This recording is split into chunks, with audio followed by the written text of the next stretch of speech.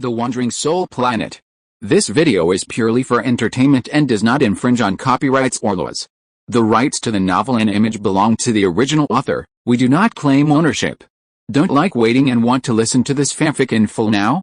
Subscribe to our Patreon, where you'll find the best fanfics. Chapter 501 Playing Hard to Get. The female mountain cat, who was used to eating for free, was not polite.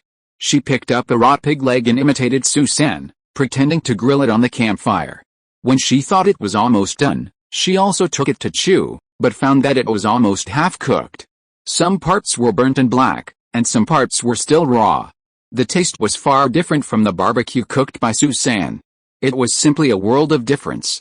She couldn't help but frown and complained in her heart. At noon the next day, Susan continued his barbecue activity under a big tree more than 100 meters away from the entrance of the female mountain cat's cave.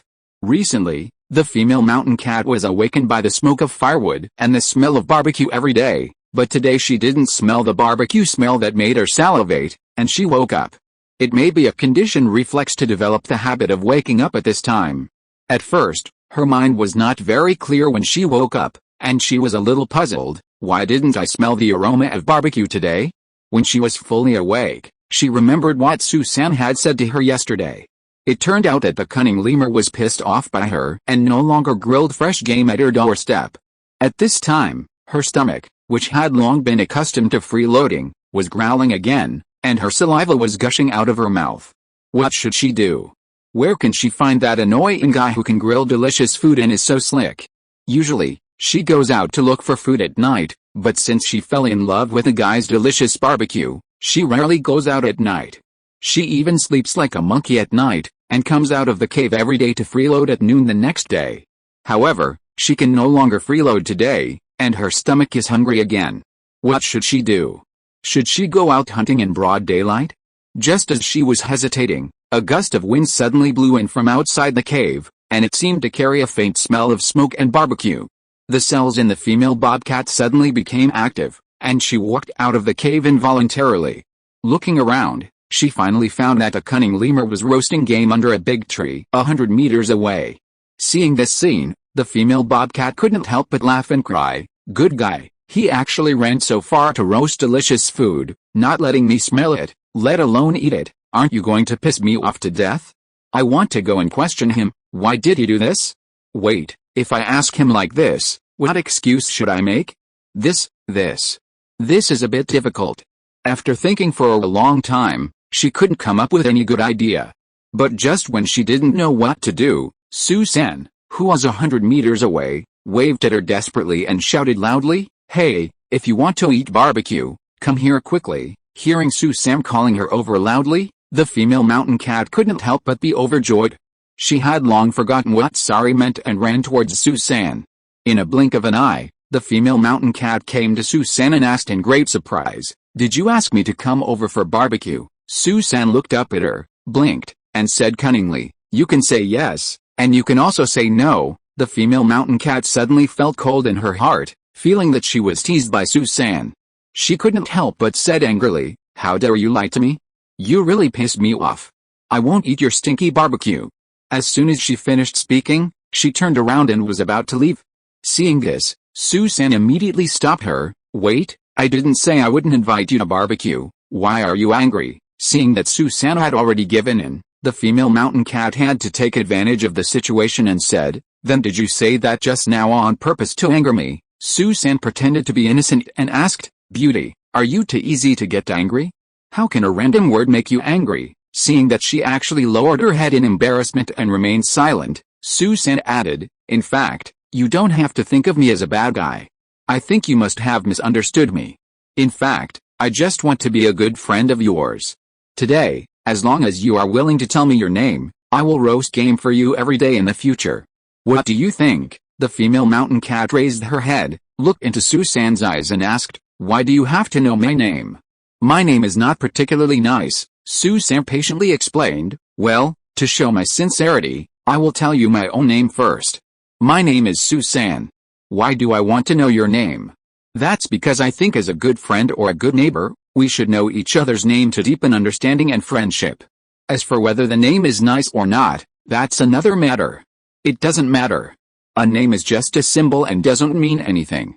If you really think your name is not nice, then I can give you a nice name and I guarantee you will be satisfied. What do you think? The female mountain cat asked in surprise. Really? You are so amazing. Can you give me a nice name? Susan said confidently. Naming, such a small matter, is it difficult for me?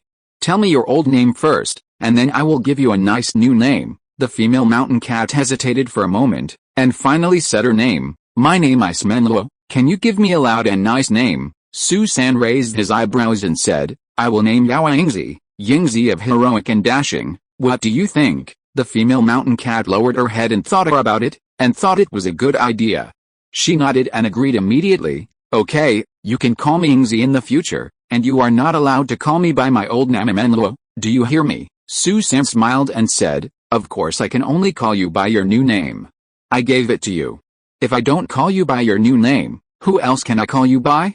Well, let's stop talking and eat.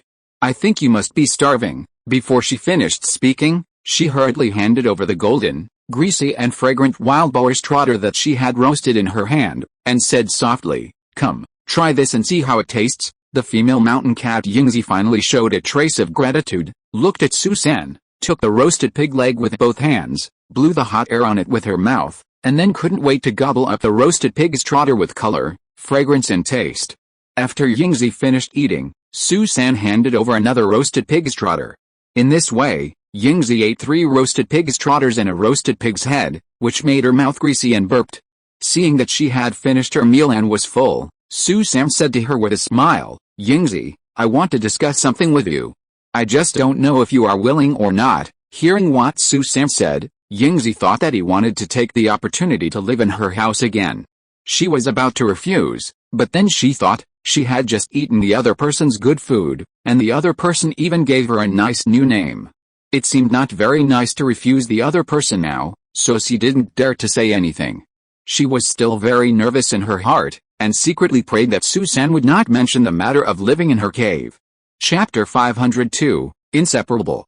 Seeing her nervous expression, Susan smiled cunningly and said, Now we can eat roasted game together, and I am too busy to go hunting alone.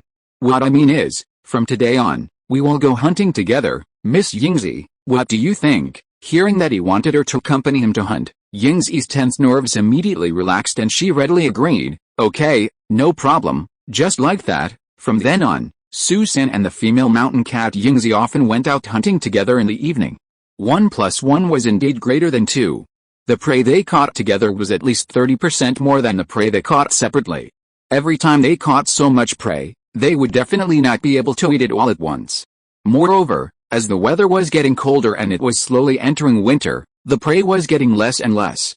Susan took the opportunity to suggest that these prey that could not be eaten in a short time be placed in the cave where Yingzi lived, so that she could eat it at any time. Naturally, she was secretly happy and did not refuse.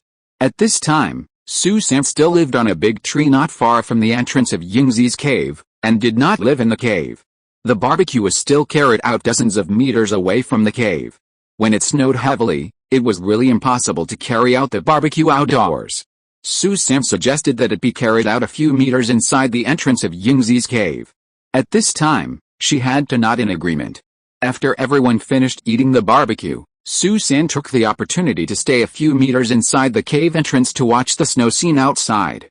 Yingzi was no longer embarrassed to drive him out of the cave to suffer from the cold. Susan also used this gap before going to bed to tell her one after another thrilling and interesting stories he had experienced, which made her more fascinated the more she listened. In this way, Yingzi became more and more dependent on him. Not only did she have good food to eat every day, but she also had many interesting stories to listen to. Such days were much better than the lonely days before, and she was so happy that she was unable to bear it. Now she not only won't chase Susan away, but also sticks to him all day long, and even pulls Susan into the innermost part of the cave when sleeping next to him. Now they are so inseparable that she can't sleep without him by her side. As a male lemur, Susan didn't have the so-called love for the female mountain cat.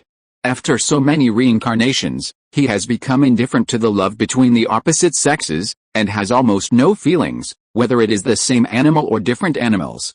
At this time, he gently stroked the back of the female mountain cat Yingzi, regarded her as his little sister, told her stories and jokes, and coaxed her to sleep. After a while, she snored evenly and rhythmically. After seeing that she had fallen asleep, Susan immediately shut up. Not long after, he also fell asleep and entered into a wonderful dream of unpredictable changes. In this way, Susan's playing hard to get plan was finally completed successfully, and finally achieved better results than he expected.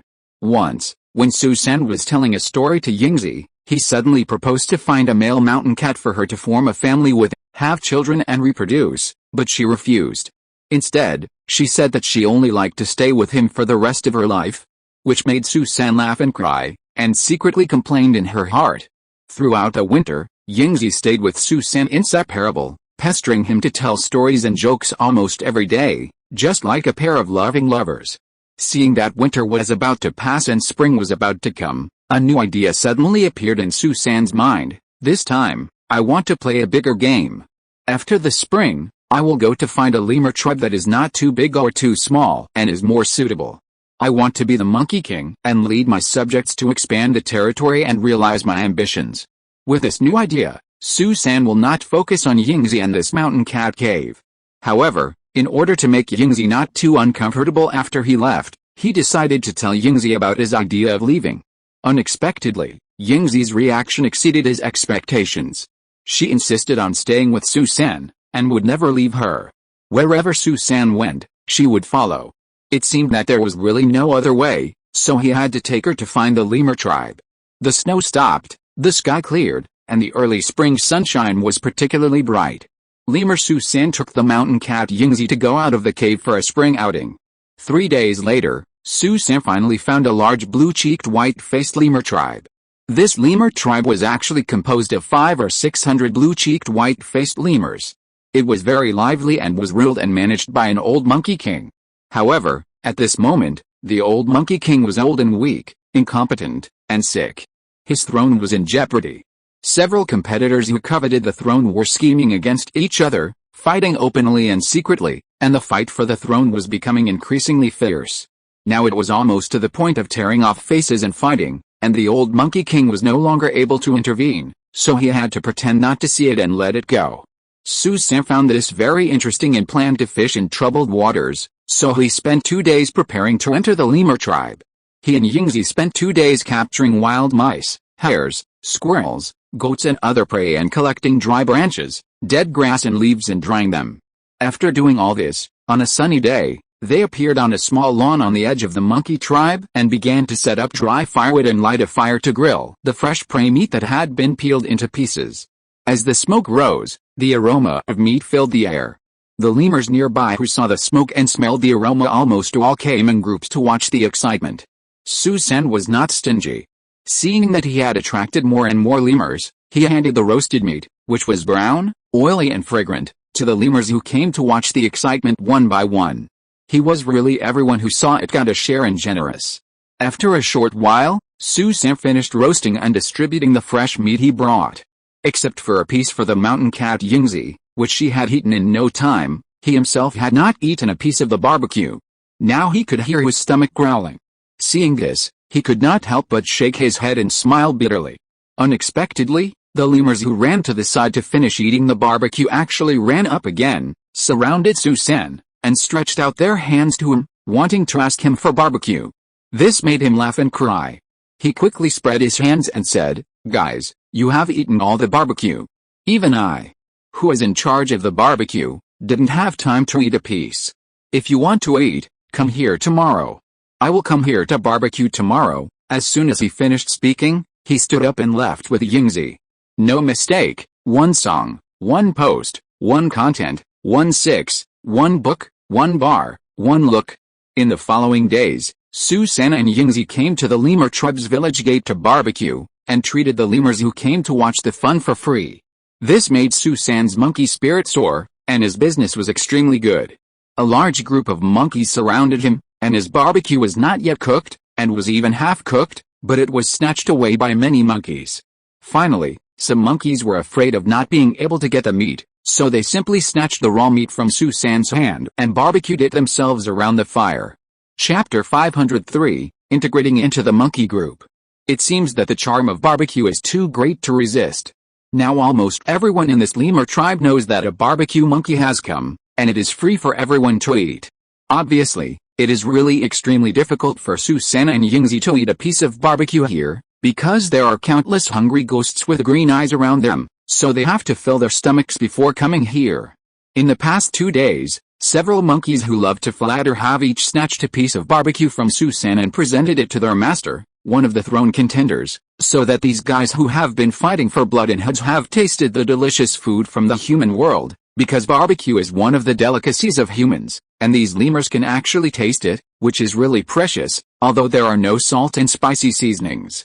Naturally, there were also loyal servants who sent the barbecue to the old Monkey King for him to taste, and they did it before the new king competitors. Unfortunately, the old Monkey King was already seriously ill and had no appetite. No matter how good the food was, he could only take a look at it, but had no appetite or mind to eat it.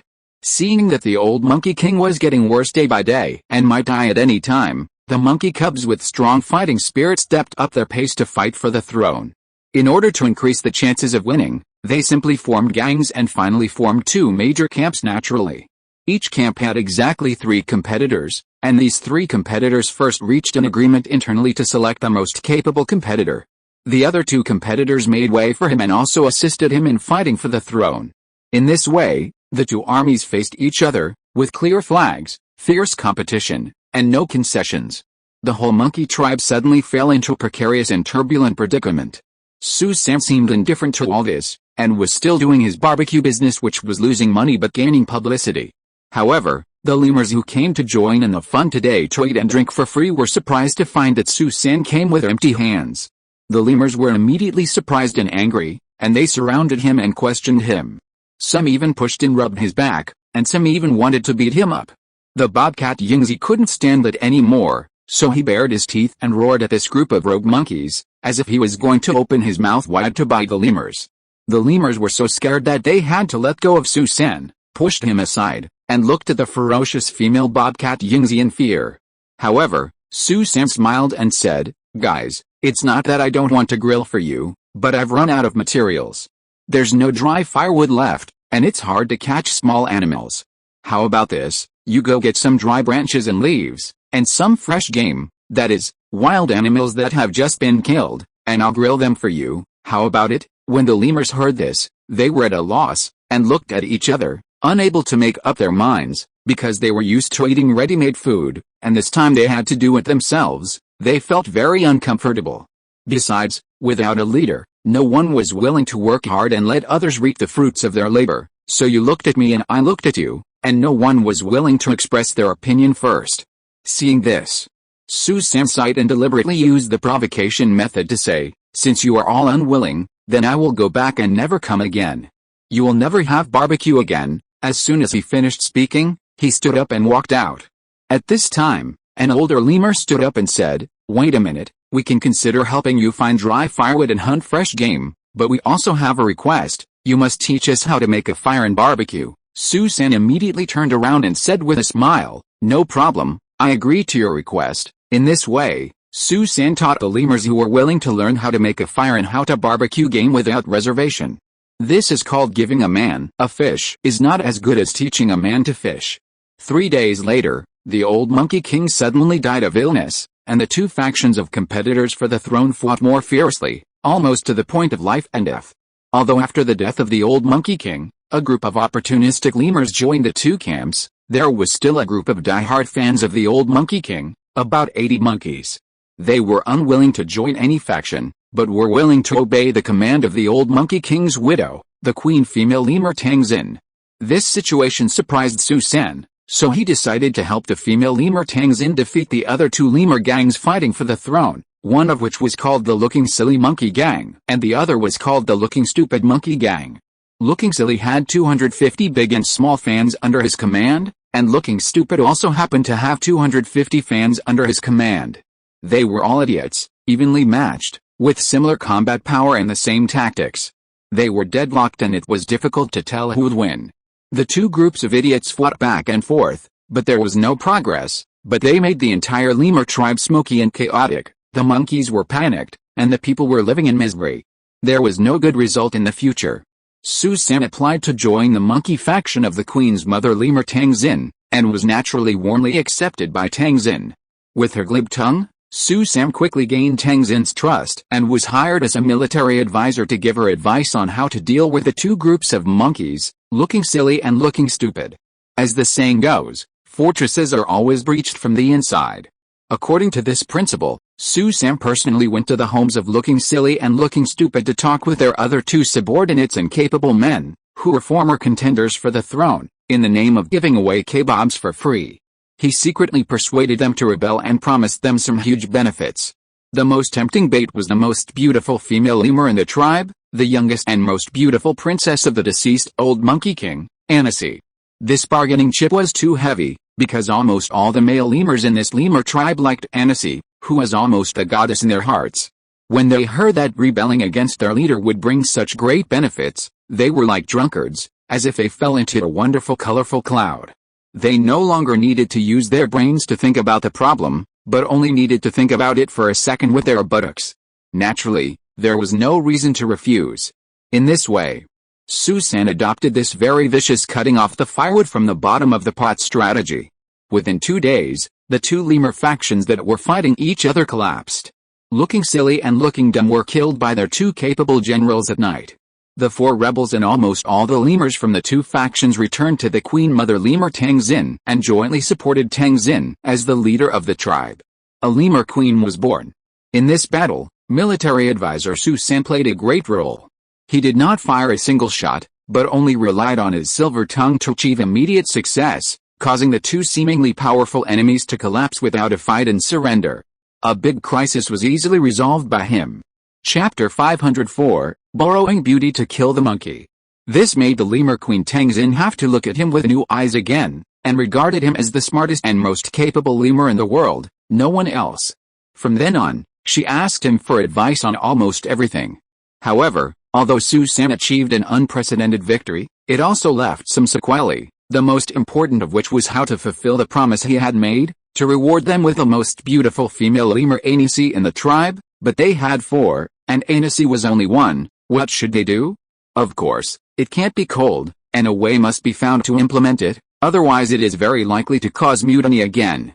So, can we use the drawing of lots method to solve it?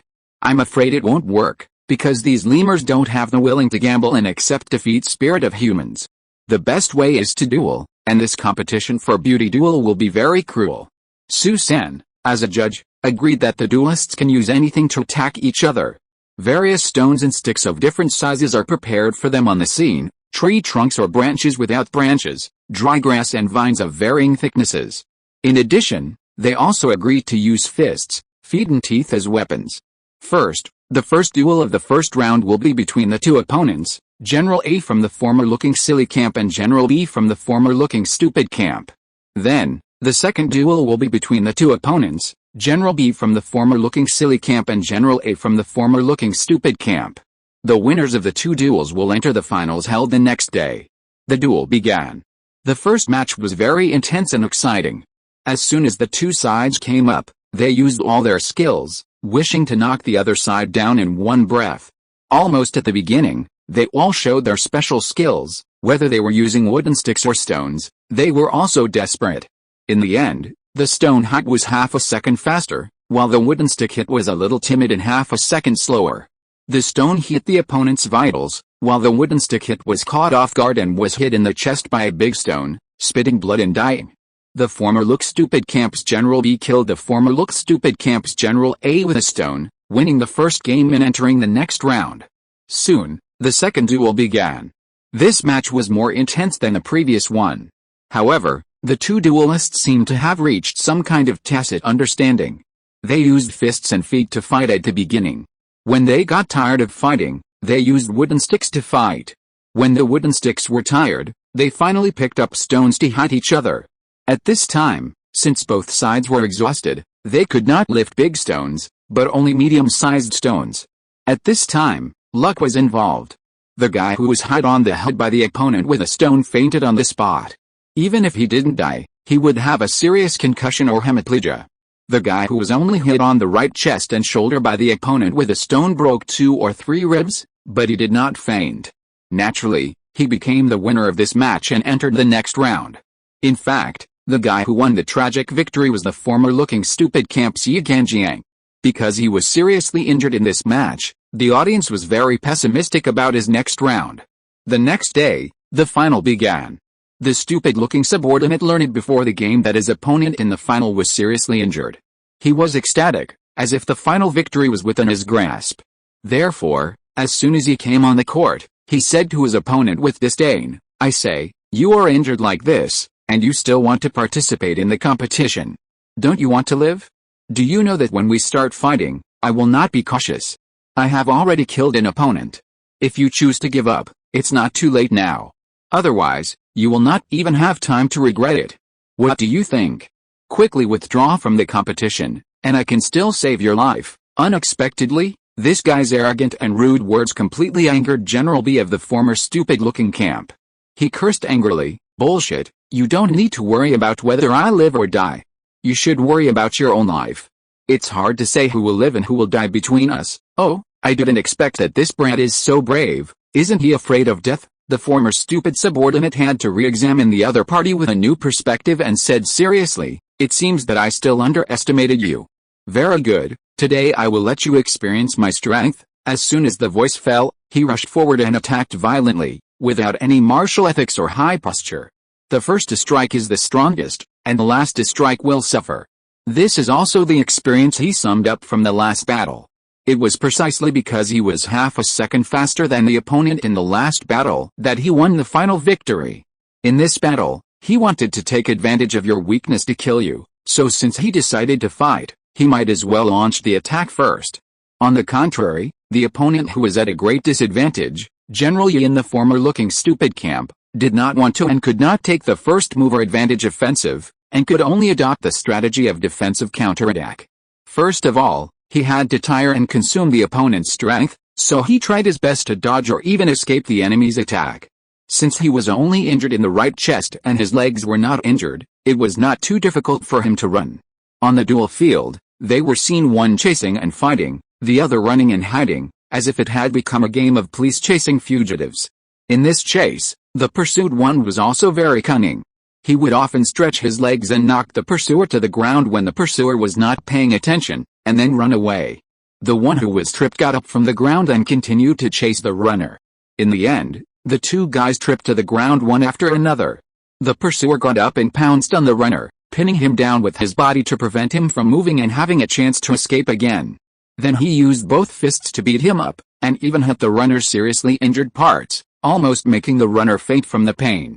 At the last moment, the runner gritted his teeth, grabbed a white rock the size of a steamed bun on the ground nearby with his uninjured left hand, and smashed it hard on the pursuer's forehead, once, twice, 3 times. The pursuer never dreamed that the runner had such a Jedi counterattack trick. He was stunned and at a loss. Soon he was fainted by the runner's continuous blows on the head and fell to the ground. But the runaway still did not let the pursuer go, and continued to hit him on the head until he was killed on the spot. This cruel beauty battle ended with 2 deaths, 1 disability and 1 injury. The seriously injured runaway became the final winner and was qualified to marry the most beautiful bride in the tribe. Unexpectedly, on the wedding night, the groom suddenly became mentally ill and became a complete psychopath. He was crazy and talking nonsense all day long, which made people hate and fear him. The bride Anasi naturally would not live with him anymore. Within 2 days, she ran back to the Queen Tangxin and would rather serve the queen than return to her new home. Chapter 505, Searching for Iron Ore. As the lemur Queen Tangxin became more and more dependent on Susan, and finally reached the point where one day without seeing each other felt like 3 years, the queen also felt that she was in love. She actually had the shy mentality of a little girl when she first fell in love, hiding and trying to cover up.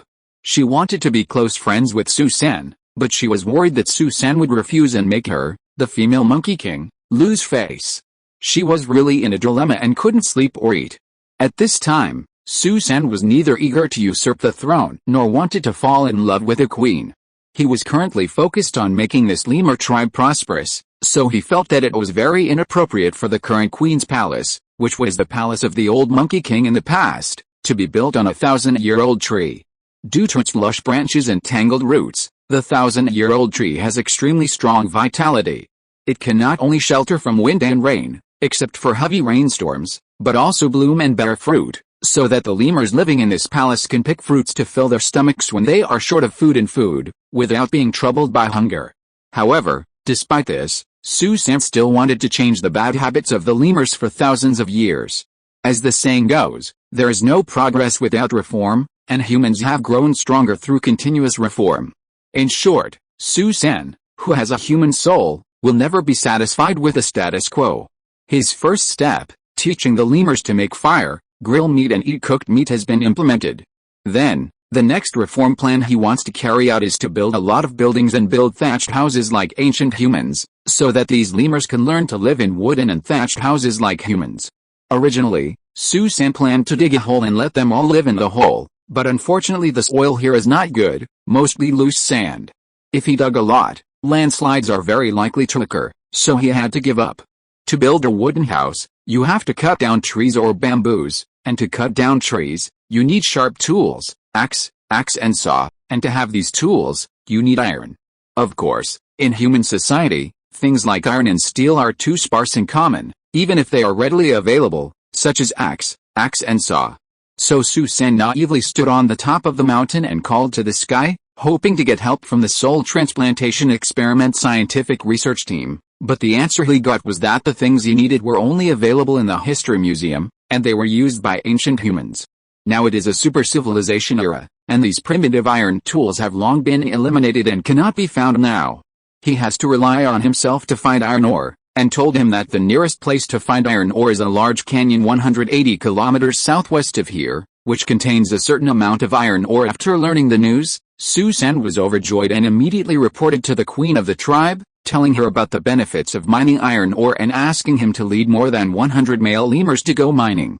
Queen Tangzin was moved by his enthusiasm for work and wanted to go with him, but considering the fatigue of the journey and her old age, it was not suitable for long-distance travel, so she had to give up. But even if she couldn't go herself, she would send a dozen young female lemurs to serve Susan's military advisors food and lodging. Susan did not refuse for the sake of the mining army, but it caused dissatisfaction from the inseparable female mountain cat Yingzi. This made Susan laugh and cry, and he had to appease Yingzi with kind words and let her stay by his side to monitor his words and deeds at any time, so that Yingzi, who liked to eat dry vinegar, would calm down. After 3 days and 2 nights of long journey, resting and sleeping at the first watch every night and getting up at 4 in the morning the next day, he still tried to walk the air corridor in the forest. At dusk on the 3rd day, he finally found a canyon with iron ore after a good night's rest. The next morning, Susan divided the mining army into 2 groups, one for hunting and the other for mining. In this way, Susan asked about half of the lemurs to go hunting, and the other half to go mining with him. The 10 or so female lemurs were responsible for collecting dry firewood such as dry branches and leaves on the ground for grilling the fresh game they caught. After searching for most of the day, Susan and his team did not find a decent piece of iron ore that day. Everyone got nothing. Then they searched for another whole day, almost searching the entire canyon, but still did not find any major discoveries. This made him doubt the scientists' intelligence. Could the intelligence be wrong? On the morning of the 3rd day, Susan squatted down and carefully observed the ground. He found that the ground was almost covered with rotten branches and leaves. He found that he was too stupid, so he asked everyone to break some branches and dig through the thick rotten branches and leaves that were 2 or 3 meters deep. Only then did they see the real valley bottom with soil. However, turning over such thick dead branches and leaves was almost impossible for the lemur mining team that lacked modern tools. What should they do? Susan thought carefully.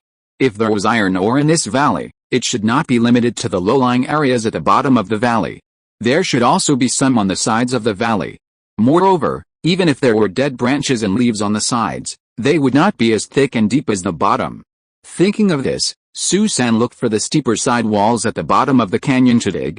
Sure enough, he found that some cliffs were covered with very thin dead branches and leaves. In some places, there were only a few thin layers, which could be easily removed by hand, revealing the bare stone walls. Seeing this, Susan was very surprised and immediately ordered everyone to remove as many dead branches and leaves as possible from the cliffs of the canyon.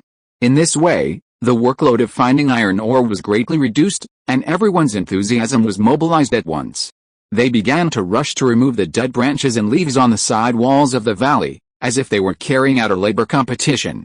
After 3 days of leaf removal from the cliffs and 5 days of careful exploration and excavation, Susan and his team finally found a decent piece of iron ore. After that, they desperately dug and searched nearby, and more iron ore was also found. This made Susan ecstatic, and his iron mining and steel-making operation finally made significant progress. The next step was to find a coal mine. Susan once again used the same method as last time to obtain accurate information about a coal mine. Fortunately, this time the coal mine was closer to them, less than 70 kilometers away, in its northwest corner. This made him overjoyed and led the team to set out again to mine the coal mine. After the previous mining experience, the coal mining went very smoothly this time, but transportation became a problem again. However, this problem did not stump Susan. Susan quickly thought of backpacks and baskets, and wove a very rough and simple backpack with vines, and asked everyone to learn to weave such a backpack by copying his example. During the period, he had to teach them step by step, so naturally everyone could learn faster. 2 days later, Susan's coal mining team successfully wove 80 or 90 relatively solid and decent backpacks, and dozens of unqualified products were discarded.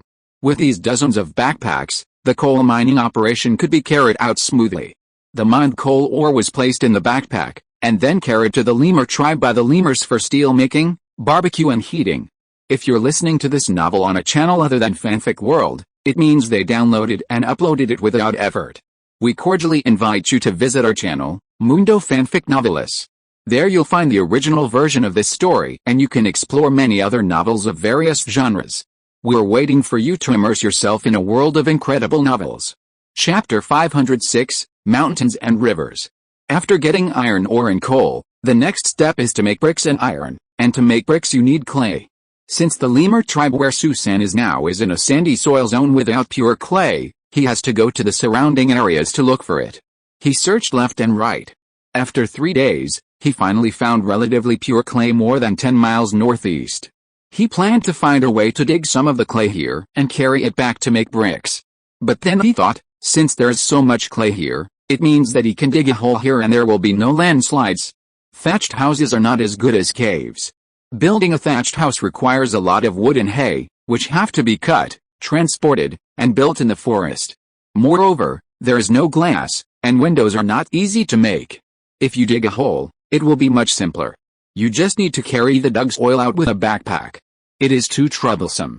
Moreover, living in a cave is warm in winter and cool in summer, not afraid of wind and rain, snow and ice, or mountain fires. There are many advantages. However, there are 2 disadvantages to living in a cave. First, the light is not good. Second, it is relatively humid.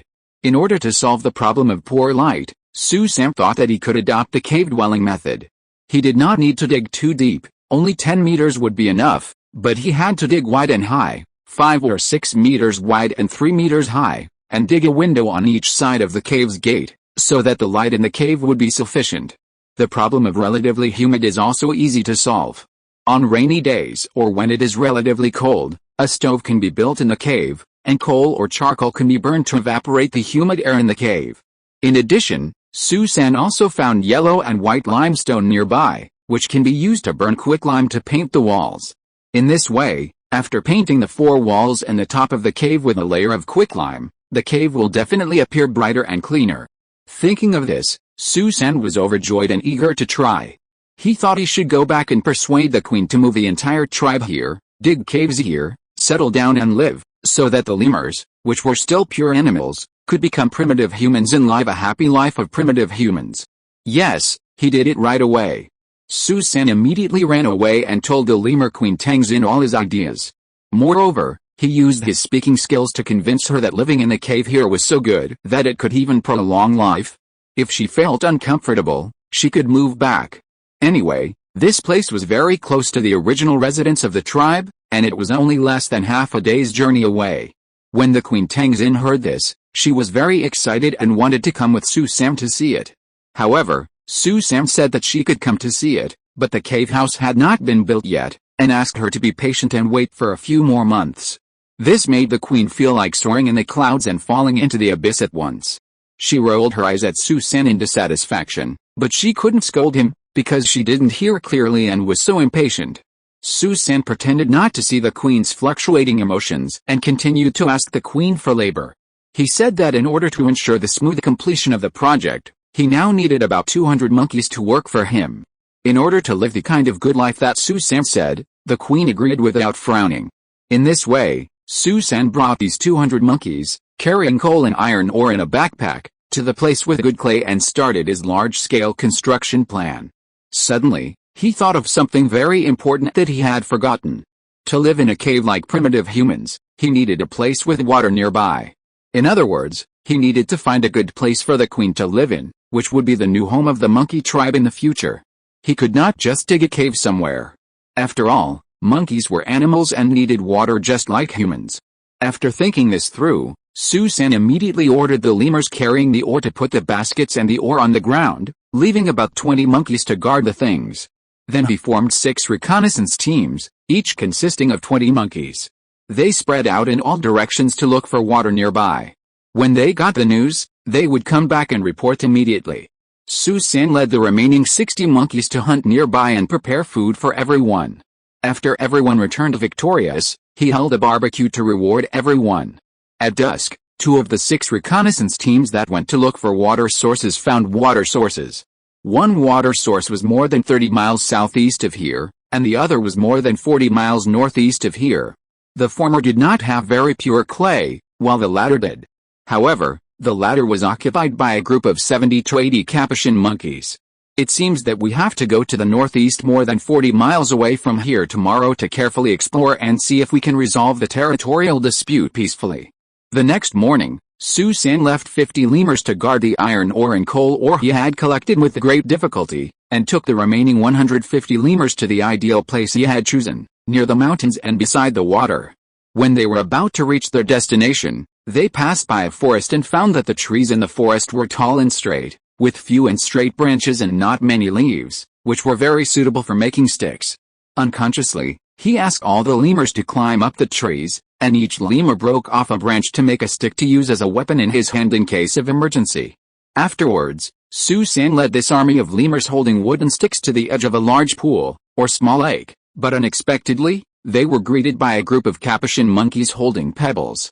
However, the other side all stood on the other side of the large pool, while Su-san and his group were on this side of the large pool. Since there was only a flat land full of trees and weeds behind Su-san and his team, and there was a mountain behind the enemy, which happened to be rich in clay, very suitable for digging holes at the foot of the mountain or on the hillside, it was meaningless for Su-san and his team to occupy this side of the big pool, and they had to attack the other side. It seemed that the group of Capuchins on the other side of the pool had regarded Su-san and his team as unwelcome invaders. If they swam directly over, the enemy might throw stones at them before the lemurs led by Su-san had time to get ashore, which would definitely cause Su-san and his team heavy casualties. Thinking of this, Su-san secretly made a plan in his mind, so he immediately ordered the entire army to retreat 5 miles. And only stopped completely when they retreated to a place where both sides could not see each other. Then, they camped on the spot, stationed a team, picked wild fruits on the spot to satisfy their hunger, and were not allowed to hunt or make fires for barbecue, so as not to let the enemy notice their actions. No mistakes in one poem, one post, one content, 1/6, one book, one bar, one look. After eating the wild fruits, Su-san forced the other lemurs to rest and sleep on the spot, except for leaving 3 lemurs to stand guard. After they had regained their strength, he prepared to lead his subordinates to bypass the side of the pool and attack the Capuchin monkey's nest after dark. Chapter 507, Forging and Digging. When night fell, Su-san woke up first, then woke up all the lemurs, assembled the team, and led the group of monkeys with the dry firewood collected during the day to the right side of the pond. As for the group of Capuchins on the other side, because the tribal leader received a report from the sentry that a large group of lemurs holding wooden sticks were coming towards them aggressively, the leader led the group of Capuchins to pick up pebbles and go to the pond to resist the enemy. He felt that the large pond was their natural barrier against foreign enemies. As long as they stayed here, the enemy would be helpless against them. Therefore, even at night, he did not relax his vigilance and still stationed his men by the pond, and they also worked in 2 shifts. Half of the monkeys slept and rested, and the other half of the monkeys kept their eyes open to look at the other side of the pond. There was almost no monkey in the tribal village, leaving only a dozen old, weak, sick, disabled and pregnant women to guard the house. Near midnight, Su-san led a large group of energetic and evil-minded lemurs and finally found the other side's nest. He was surprised to find that there were only a dozen old, weak, sick, disabled and pregnant monkeys who had no fighting power left, and they were still sleeping soundly.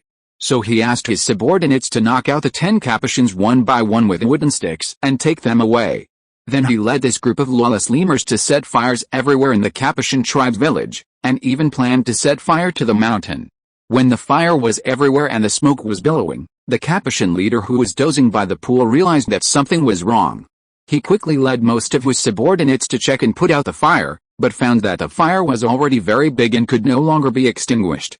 Although it was not far from the pool, they had no tools to transport water, let alone firefighting equipment, so they could only worry and sigh at the fire. At this moment, Su-san was hiding hundreds of meters away, watching his masterpiece calmly. Others were anxious to jump into the pond, but he was. It was simply indescribable. As the fire grew bigger and bigger, the flames were blazing, and the flames shot up to the sky. Seeing that the tribal village was completely destroyed, the Capuchin leader had to stamp his feet in pain and curse constantly, but it was too late to save the situation. He had no choice but to return to the pond and gather all his subordinates to move outside the mountain to find a new habitat with water. The fire burned for a whole day and night, burning the mountain behind the pond, and also spreading to several surrounding mountains. It was finally extinguished by a sudden heavy rain. Now, even the vegetation on a large piece of flat land between the pond and the mountain next to it, hundreds of meters long and wide, has been burned clean by the fire. Afterwards, Su-san led this large group of monkeys to carry out the iron smelting and digging campaign. First, they transported iron ore and coal ore from dozens of miles away, and then began to make kill bricks. However, there are several processes to make kill bricks. First, some coal blocks were pressed into powder with white rocks, and then mixed with clay to make kill brick materials. However, making square brick molds, without carpenter tools, really gave Su-san a headache for a while. Finally, he had an idea and decided to use a method that was not a method. Find a large stone with a very flat side. If it is not flat, then find a way to use other stones to smooth it, then place this very flat side facing the sky, so that it is basically parallel to the horizon, and then use this stone plane to start making kill brick molds. After many attempts, he finally made a few decent kill brick molds, and then made many kill bricks according to the molds. Next, it is time to burn bricks. Put a moist kill bricks pressed by the mold into the brick kiln, which is pre-made into an arch with several air holes, and stack them horizontally and vertically, leaving gaps in the middle to facilitate air circulation so that each brick can be evenly heated. Then, throw the burning dry branches into the kiln one by one and start burning bricks. It is considered to be burned until the bricks in the kiln are burned red. After that, the fire can be turned off. After the kiln bricks are burned, they can be used to build a furnace for burning fire and smelting iron. Of course, kiln bricks can also be used to build a brick house, but Su-san does not intend to do so. He only wants to build a furnace for smelting iron. Soon the furnace is built. Next, it is to find charcoal or coal blocks as fuel for burning fire. Since Su-san set fire to the mountain not long ago, there is charcoal all over the mountain, which is just right for burning fire and smelting iron. Now, there is no need to worry about fuel. Su-san selected about 20 strong lemurs as blacksmiths, and then ordered several pieces of iron ore to be thrown into the red-hot furnace. When the iron ore was also red-hot, the red-hot iron ore was quickly pulled out of the furnace with a wooden stick. The first time forging iron was so troublesome. Then the red-hot iron ore was pulled onto the ground made of large bluestone or flat white rock with a burning wooden stick. Because the iron clamp and hammer had not been made yet, empty hands, nothing. Another piece of white rock of medium size was used as an iron hammer to hammer the red-hot iron ore that fell on the big rock. If the red-hot iron ore was long, it would be hammered into an iron clamp. If it was spherical or square, it would be hammered into a hammer first. A hole had to be made in the middle to pass the wooden handle. With the iron clamps and hammers, the efficiency increased several times. Su-san then asked the lemur blacksmith to hammer the urgently needed iron clamps, hammers, knives, shovels and hoes. Finally, Several iron clamps and hammers, dozens of knives, shovels and hoes were finally made.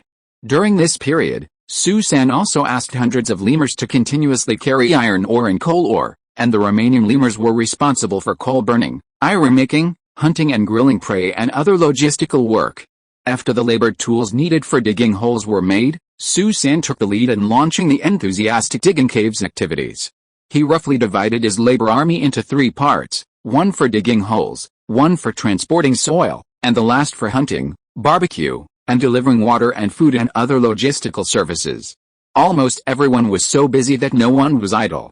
Oh, no, there was indeed one idler, that was the female mountain cat Yingzi. However, to be precise, she could only be considered an extra staff member. After all, she was a mountain cat, not one of you lemurs, and could come and go freely. Unfortunately, she was now dependent on Susan and didn't want to leave. No wonder she was born in the year of the cat. During the day, she didn't want to work at all and just wanted to sleep in. But at night, she became energetic, jumping around and running around. Her favorite sport was to chase wild mice all over the ground, which was also the traditional game passed down from her ancestors. Susan was helpless with her. He couldn't drive her away, and he didn't want to drive her away now. They had been together for a long time and had feelings for each other. Although it was not that kind of love, it was that kind of deep friendship and even seemed a bit like family affection. He regarded her as his sister. All the lemurs except Susan kept their distance from her because they knew that she had the best relationship with Susan and they could not afford to offend her. Another reason was that she was not very sociable. Chapter 508, Ambitious. After more than 2 months of hard work, a total of 56 caves were dug, and each cave basically met Susan's minimum requirements. After the new tribal village was built, Susan immediately invited the lemur queen Tangxin to participate in the completion ribbon-cutting ceremony of the project. This so-called ribbon-cutting is naturally not the kind of ribbon-cutting that is popular on Earth, but a traditional celebration ceremony popular in the lemur tribe. First, a group of monkeys danced around the Monkey King in circles. As they danced, the monkeys suddenly knelt on the ground. At this time, the Monkey King would happily climb onto the back of one of the monkeys, and then jump from one monkey's back to another monkey's back, and jump over the backs of all the dancing monkeys on the scene before jumping to the ground. Finally, the group of dancing monkeys lifted the Monkey King up with their hands and feet and threw him into the air 3 times in a row. The ribbon-cutting celebration ceremony was considered over. This time, the Monkey King was Queen Tangxin, and of course, she was no exception. After the ceremony, it was natural to visit and experience the new home, the cave house, which took more than 3 months, including mining and iron smelting, to build under the leadership of Susan. Looking at the beautiful, clean cave house painted with a layer of white powder, quicklime, the lemur queen Tangxin was very excited and kept praising Susan for his ability. Next, it was to choose an auspicious day to move to the new house. Fortunately, the lemurs were not humans, and they did not have many jars and pots and a lot of miscellaneous belongings, so they moved here easily. It was just that the greedy monkeys picked all the wild fruits such as peaches from the trees in the original tribal village and brought them all here. There is water and caves to live in here. In the cold season, there is also charcoal for fire. Because of the fire, the only bad thing is that there are no other wild animals nearby, except the lemurs themselves, because of the fire. All tribal members need to go to the primitive forest several miles away to hunt for food every day to survive. Of course, this distance is not a problem for the lemurs with well-developed limbs and strong bodies. However, there is a problem that these caves face southwest and are exposed to the sun. In the hottest days, the scorching sun will make the whole house hot and uncomfortable in the afternoon, and in the coldest days, the cold northwest wind may blow into the cave, making the cave extremely cold. In order to solve these new problems that had not been carefully considered before, Susan decided to take a series of remedial measures after careful consideration. First, install a simple and rough leaf door woven from branches and leaves for each cave, and all cave windows also use the same leaf windows. Generally, these leaf doors and leaf windows are put down and put aside during the day, and they are only installed at night when sleeping, under the scorching sun, or when it is windy and rainy. Secondly, continue to dig the caves deeper, digging 10 meters for each cave, but this is a large project, so we can only do it slowly, without rushing. First dig the cave where Queen Tangxin lives. Although she has occupied 3 caves, she still feels that it is not enough. This is not only because Tenzin is too greedy, but also because her needs are too great. Not only does she have to live there, but also a group of maids and old women who serve her also have to live there. In addition, she has a lot of miscellaneous things, such as food, use, and play, and a lot of things need to be placed. This is obviously the power holders using their power for personal gain. There is no way. Queen Tenzin is now gradually infected with the bad habits of humans and has begun to learn to eat, drink, and have fun. In fact, it is easy to learn bad things but difficult to learn good things. As the saying goes, wealth leads to lust. Now Queen Tenzin is satisfied with her life. With Su-san, she doesn't have to worry about anything herself, so she puts all her thoughts on Su-san. All day long, she thinks about how to get Su-san and sleep with him. However, Su-san had a bigger ambition, not the small ambition of becoming the queen's husband, but the big ambition of expanding territory, to conquer other lemur tribes, expand the territory of his own tribe, do what ancient humans have done, and copy it to lemurs, which can also be regarded as a kind of innovation. In this way, he needs more iron ore and coal to make iron-cold weapons, spears and swords. Since making swords requires more iron ore, it is better to make fewer weapons such as swords in the current situation of extremely limited iron ore mining. Only one short sword for himself and the queen, and the rest are used to make iron spear tips for spears. He also has to make a few chopping knives to cut trees and branches in the forest to make wooden poles for spears. In addition, he has to train the monkeys how to use spears to stab the enemy. At this time, the lemurs of other tribes were probably lucky to be able to use sticks, and there was no need to worry about the opponent using more advanced weapons such as spears.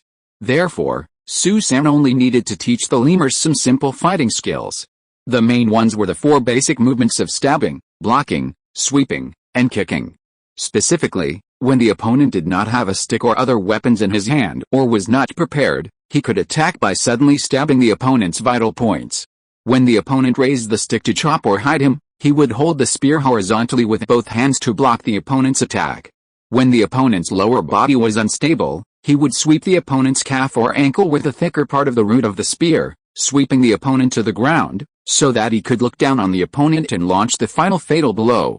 When the opponent used both hands to firmly grasp his spear and lost his advantage, he had to use the last trick, using all his strength to kick the opponent away with his feet, take back the spear, and regain the initiative. After Su-san's tireless hand-in-hand teaching and training, 1 month later, Su-san finally trained a spear team with 100 combat-capable people. In addition, he ordered lemur craftsmen to make more than 30 bows and arrows to launch the most ancient rocket.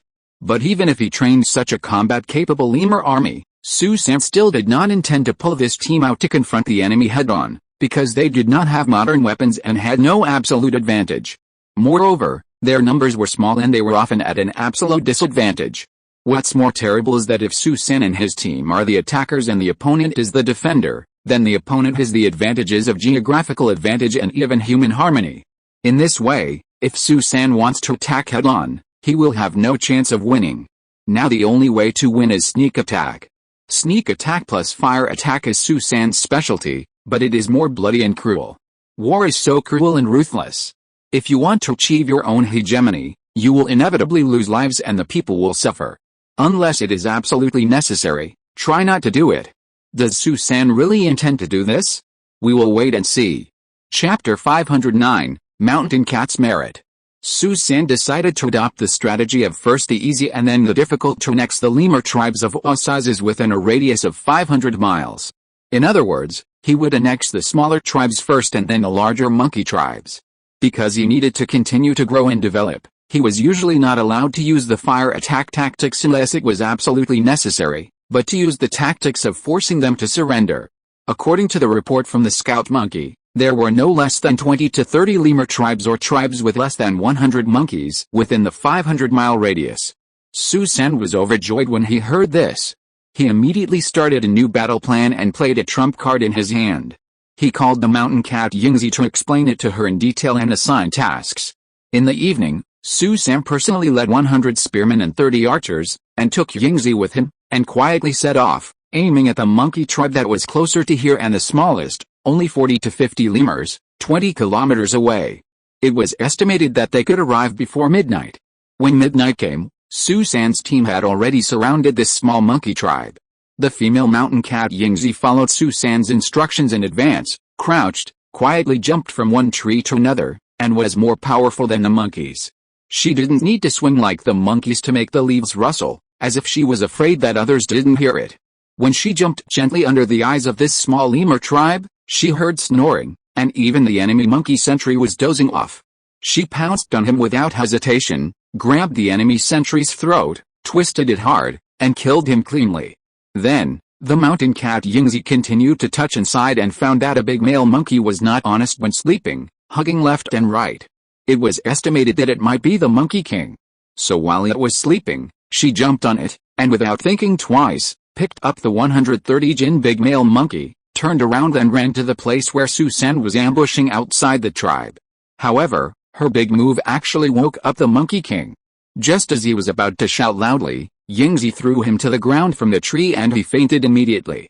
Yingzi had no choice but to carry the dead monkey to see Susan. Susan shook the dead monkey left and right, and slapped him 3 or 5 times before he woke up. When he just woke up, he was still in a daze, and it was night and he couldn't see clearly. He saw that most of the monkeys in front of him were the same as himself. He thought that his subordinates were playing a joke on him, and immediately cursed, "What are you doing? Are you going to let me sleep? Be careful, or I will punish you to do hard labor at dawn tomorrow." Seeing that this Monkey King was so innocent and cute, Susan, Yingzi and the lemurs around them couldn't help laughing. After they finally stopped laughing, Susan said to him seriously, "Open your dog eyes and take a closer look. Who are we?" In fact, the Monkey King was disappointed when he heard this strange and unscrupulous laughter, and thought, "Oh no, I've been kidnapped by bandits. This is troublesome." At this time, after hearing Susan's question, they immediately softened. "My dear man, please spare my life. As long as you spare my life, I will agree to anything you say." Hearing him say this, Susan was immediately happy. "You said it. So you are not allowed to go back on your word. We can spare your life, as long as you publicly announce your surrender to us in front of your subordinates, that's all." At this time, several people in the lemur tribe were awakened by the laughter of Susan and his friends, but when they opened their eyes, it was still dark around them and they could not see anything. Moreover, the laughter soon disappeared. They thought they were dreaming, and then fell asleep again. Unexpectedly, they had not slept for long when they were woken up by the Monkey King. The monkeys asked the Monkey King in confusion, "My king, we have worked very hard during the day, why do you wake us up in the middle of the night? Do we have to work in such a dark night? We can't see anything if we work at night." The Monkey King sighed deeply, and said helplessly, "I don't want to wake you up in the middle of the night, but there is no other way. Our tribe will no longer exist from now on, and I plan to lead everyone to join another large tribe. You all open your eyes and look around you carefully, then you will know if what I say is true." So, the monkeys who had just been awakened from their sleep opened their eyes and looked around. Sure enough, they were surrounded by countless lemurs holding long wooden sticks, spears, with shiny points, looking at them seriously, as if they would kill them if they didn't want to. At this point, what else was there to say? Now, even if the Monkey King asked them to resist, it would be like hitting a rock with an egg, overestimating their own strength. Since the Monkey King agreed to surrender, the monkeys had to do it. In this way, when the sun rose, Susan and his team returned victorious with these dozens of captives. In this battle, Susan and his team won without firing a single shot. The mountain cat Yingzi played a great role. Without her, it would not have been so easy and there would not have been any losses. This can be regarded as a complete victory, which is too ideal. The lemur queen Tangxin praised Susan for his victory in this first battle and held a grand barbecue banquet to reward the lemurs who won the victory. Next, it was up to Susan to reform these captives. He divided the captives into several groups. He first selected a dozen young and strong male monkeys as reserve soldiers for training, and took the older male monkeys to do mining, transporting ore, digging holes and ironwork. In addition, all the healthy, disabled and pregnant female monkeys were sent to the logistics team responsible for hunting, barbecue, delivering food and water, etc.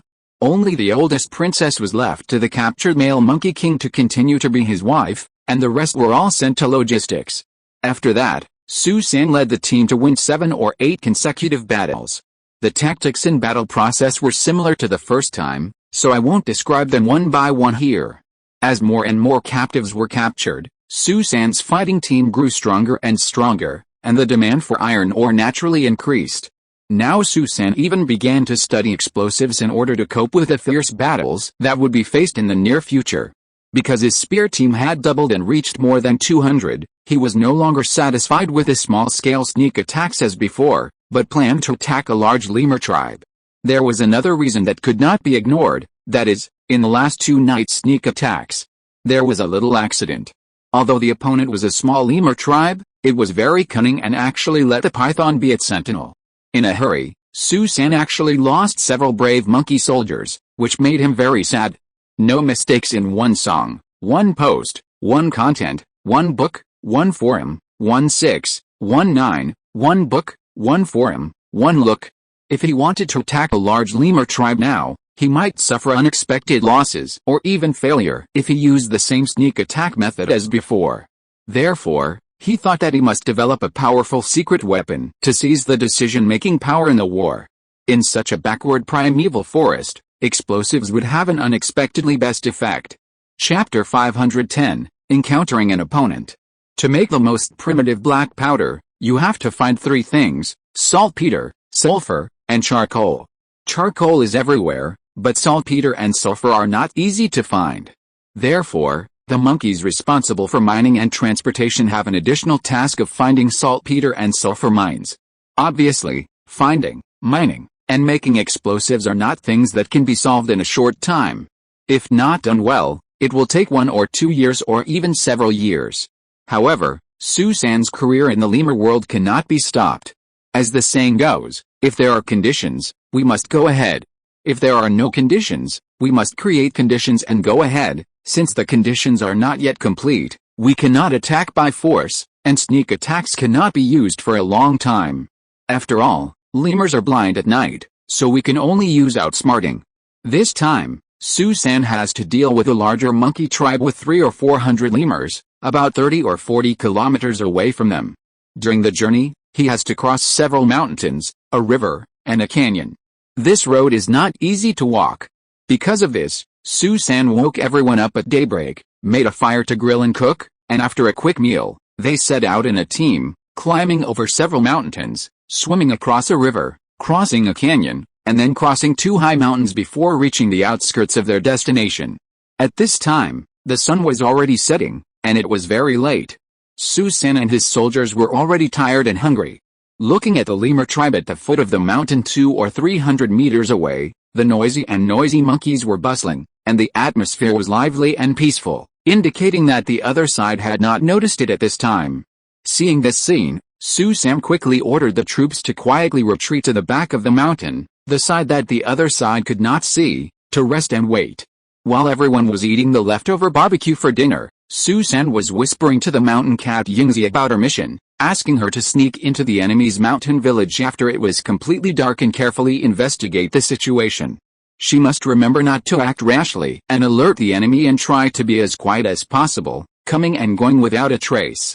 Night fell quickly, and just after the second watch, Yingzi disappeared like a dark ghost in the blink of an eye.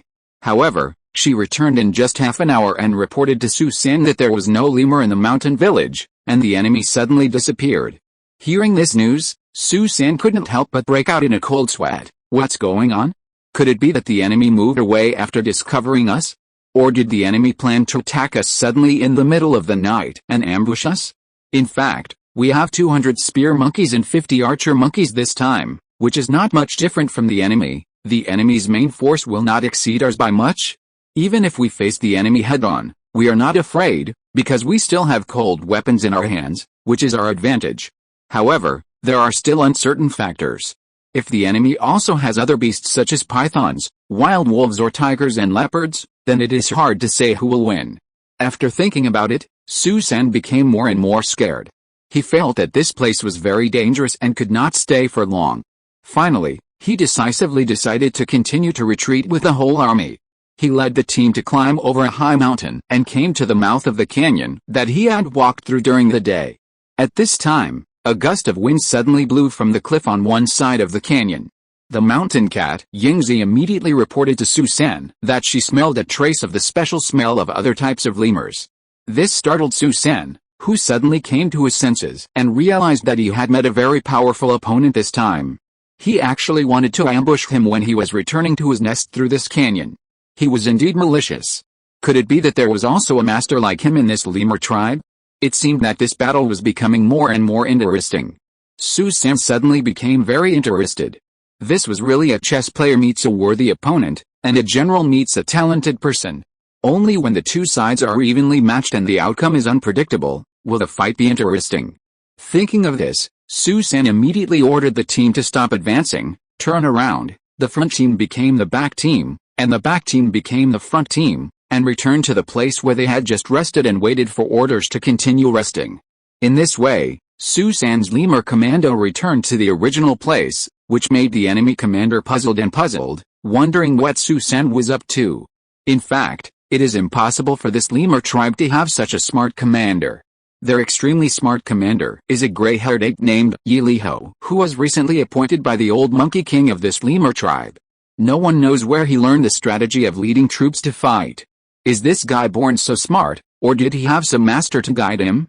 Anyway, he always keeps silent about his origins and abilities, and looks unfathomable, which makes everyone more and more curious. Yiliho also has night vision that ordinary apes do not have, so he likes to lead troops to fight at night and set fire to the enemy. This is also the main reason why he was named Yiliho. This afternoon, he received a report from the sentry on the first high mountain behind the canyon mouth, saying that a large group of lemurs of unknown origin were rushing towards the tribal village through the Grand Canyon, so he made an empty city plan to clear out the village, and the tribal monkey king trusted him very much, almost to the point of obeying his orders, so Yiliho said whatever he said. At first, Yiliho planned to set up an ambush around the village, but then he thought that there were many loopholes in doing so, not to mention that the surrounding terrain was not conducive to ambush, and their tribe did not have an advantage in military strength, so it was difficult to completely wipe out the invading enemy. Finally, he thought of the must-pass route for the enemy to come, the Grand Canyon. He estimated that after the enemy saw the empty city plan he set up, they might also be scared back, and they would have to pass through the Grand Canyon, so he finally decided to bypass the enemy from the side after dark and set up an ambush in the Grand Canyon before the enemy to completely wipe out this unknown enemy. This Grand Canyon is really a good place for an ambush. The canyon is winding and about 500 to 600 meters long. The widest part is only more than 10 meters, and the narrowest part is only 3 or 4 meters. There are cliffs more than 100 meters high on both sides, which are difficult to climb. They only need to occupy one side of the cliff. When the enemy enters the canyon completely, they throw stones from the cliff into the canyon, and then place dozens of poisonous snakes at the exits at both ends of the canyon, which almost makes it difficult for the enemy to fly. I thought that such a perfect plan would definitely win a beautiful victory, but unexpectedly, the leader of the enemy was too cunning. He suddenly led the team back at the last moment, which surprised and puzzled him. Did the other party notice his intention? This is too awesome. No mistakes. I spent a lot of time thinking about this trip to come up with it. Could it be that it was discovered in the end? This is too hurtful to my self-esteem. Next, Nightfire fell into deep thought, thinking hard about countermeasures. After a moment, he decided to send scouts to follow the enemy to see what they were trying to do. He suddenly realized that he had met his opponent and had to take this unknown and terrible opponent seriously. Chapter 511, Breaking Out of the Sea of Fire. Thus, the two treacherous ghosts began to compete with each other in wits and courage. Nightfire was eager to think of a countermeasure, and Su-san was also busy, thinking about how to deal with this unexpected and cunning opponent who suddenly appeared. Time passed by minute, and just as the sky was about to dawn, Su-san suddenly came up with a good idea. He immediately gathered the troops and rushed towards the empty enemy monkey tribe village. After entering the village, Su-san ordered to collect hay and firewood, piled them at the roots of the big trees that the enemy monkeys might use to live, and then used flints to make fire and burn the enemy monkey tribe village. Then, he ordered the whole army to pass through the village, march forward 500 to 600 meters and disappear in the dense forest, and then turned around and divided the troops into two groups, quietly outflanked the enemy village from both sides, and came to the foot of the high mountain, about 500 meters high, in front of the village. Then, Su-san ordered the whole army to slowly climb up the mountain from both wings, and the archers were ready to launch rockets at any time. When Susan's lemur commando team climbed to a distance of more than 100 meters from the top of the mountain, they saw Nightfire leading his ambushed lemur troops on the top of the mountain, looking at the blazing fire in the mountain village and shouting and cursing. He never dreamed that the opponent would treat others in their own way and actually set fire at night to burn down his camp. On the contrary, Susan could not suppress his excitement. Good thing, you still want to ambush me. Today I will let you taste my power. Then, Susan ordered the archers to fire rocket at the top of the mountain. Dozens of rockets were shot at the top of the mountain. Some of them hit the enemy's heels, and some even hit the middle of the enemy's monkey group, which immediately made the enemy chaotic. Then, Susan ordered the spear team to rush in front, and the archers to follow behind, shooting arrows and moving forward. Under the attack of the rocket of Susan's commando, the enemy was at a loss and in chaos. They retreated in the opposite direction of the fiery tribal village. Seeing this, Susan immediately ordered the archers to stop shooting arrows and ordered the spear team to rush over and chase the enemy. The spear commando crossed the top of the mountain and chased from the top of the mountain to the foot of the mountain. They saw that the enemy fled to the top of another mountain in front. After crossing this mountain, they were in front of the big canyon where they were almost ambushed. Susan was about to order his troops to continue the pursuit up the mountain, when suddenly, several spearmen in the front screamed loudly, "Oh no! Snakes! Snakes! Snakes!" Everyone looked up at the hillside at the same time. Oh my God! At this time, hundreds of poisonous snakes of all sizes and colors rushed down from the hillside, including several large pythons. Susan was also shocked when he saw them. He hurriedly ordered a retreat and turned to run towards the mountain behind. However, there were always those who ran slowly, fell down in the crowd, and those who were frightened by the sudden group of poisonous snakes, and their legs and feet became weak. Naturally, they became victims of this encounter, causing Susan to lose more than a dozen spearmen.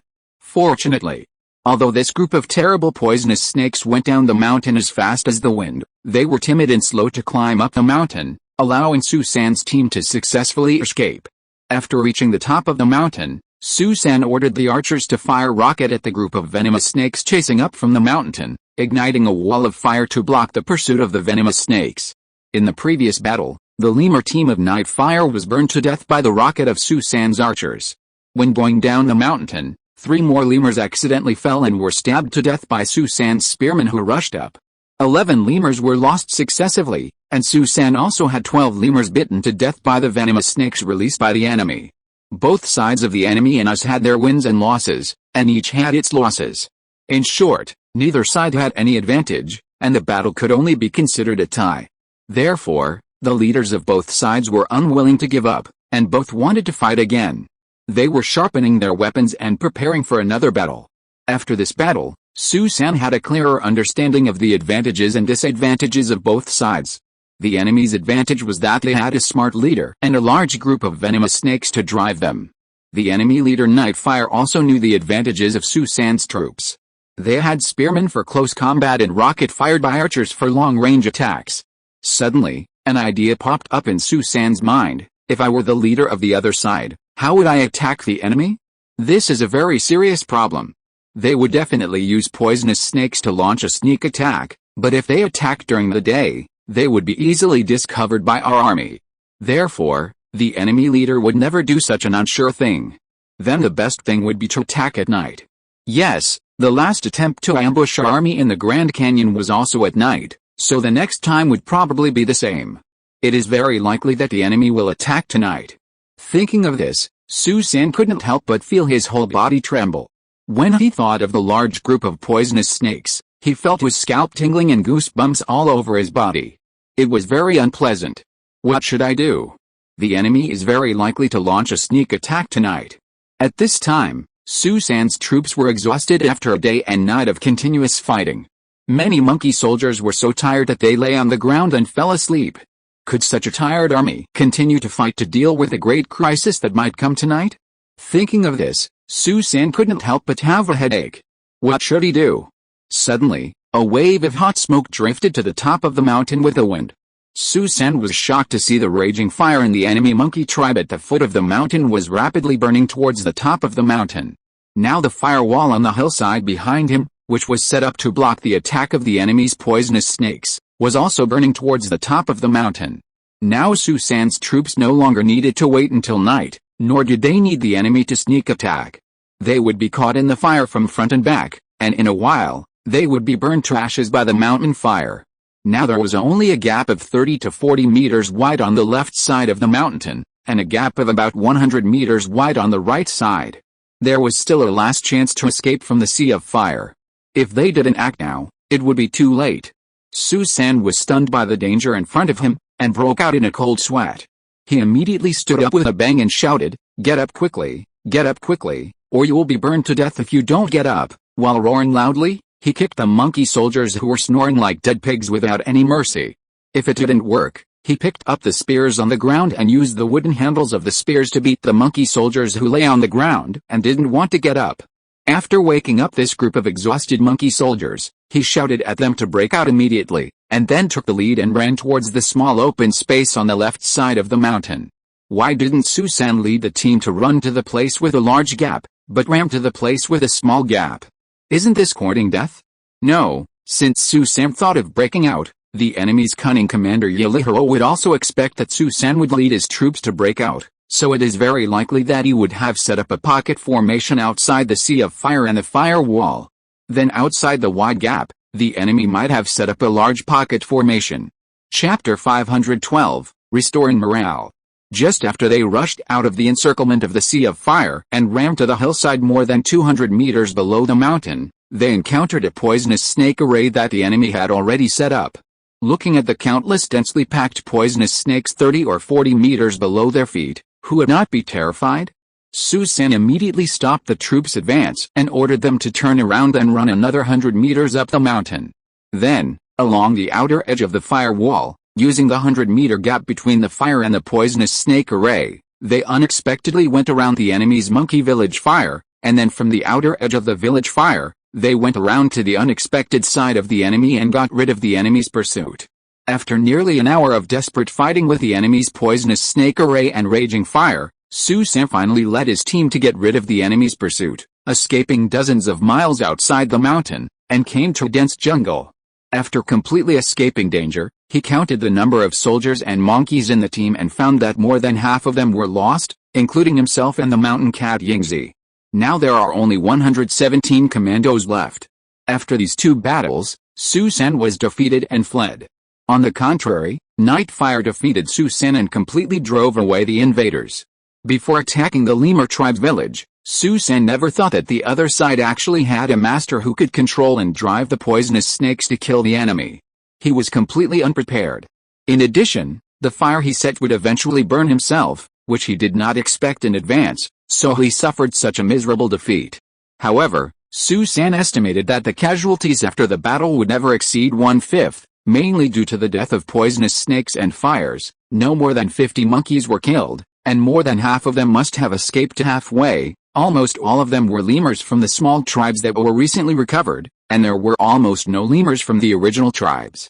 This shows that Su San's team is now low in morale, the army is scattered, and they are unable to fight again.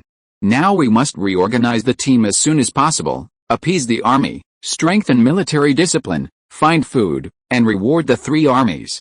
Su San praised the only 6 lemurs from the original small tribe who had surrendered recently and did not escape halfway, and promised to promote them all to team leaders when he returned, and there would be opportunities for further promotion in the future. After 3 days of hunting, barbecue, encouragement and training, the morale of the troops has improved, but it has not yet returned to the high morale before the war. Only by winning 1 or 2 big victories can the morale be completely restored. Of course, he couldn't seek revenge on Yilihiro now. After all, Su San had not found an effective way to restrain the opponent's venomous snake formation, nor had he found the obvious weakness of Yilihiro. He could only attack a small tribe with only dozens of lemurs. The last resort was night attack, so that he could get the biggest victory at the lowest cost. This would depend on the mountain cat Yingzi, who is the protagonist of the night attack. However, Su San still wanted her to pay special attention and conduct a careful reconnaissance first. The enemy monkeys had not invited venomous snakes and beasts to guard their homes. This was particularly important and he had to be especially careful. He didn't want to lose her trump card again. Soon, The lemur scouts discovered a small tribe of more than 80 lemurs in the southwest corner, more than 10 kilometers away from Susan's current camp. However, there were more strong male lemurs in this tribe, almost half of them, and they could use sticks and had strong combat power. They should not be underestimated, but they didn't know if there were venomous snakes and beasts to guard their homes. Susan asked the scout monkey to take the mountain cat Yingzi to investigate again late at night to determine whether there were other wild animals helping the tribe. The other commandos continued to rest and wait for orders, preparing for a possible sneak attack tomorrow night. After dark, the scout monkey was ordered to take Yingzi to investigate.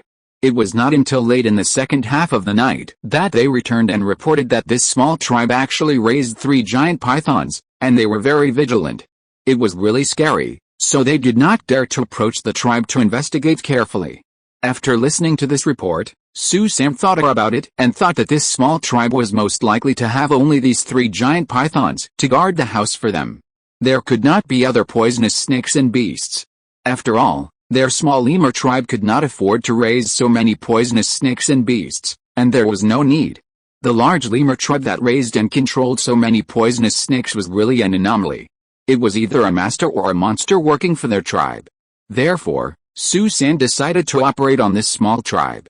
First, he could expand his team and improve his morale. Second, he could let his troops accumulate experience and lessons in dealing with poisonous snakes and beasts. This was indeed a good opportunity for training troops. How could he miss it?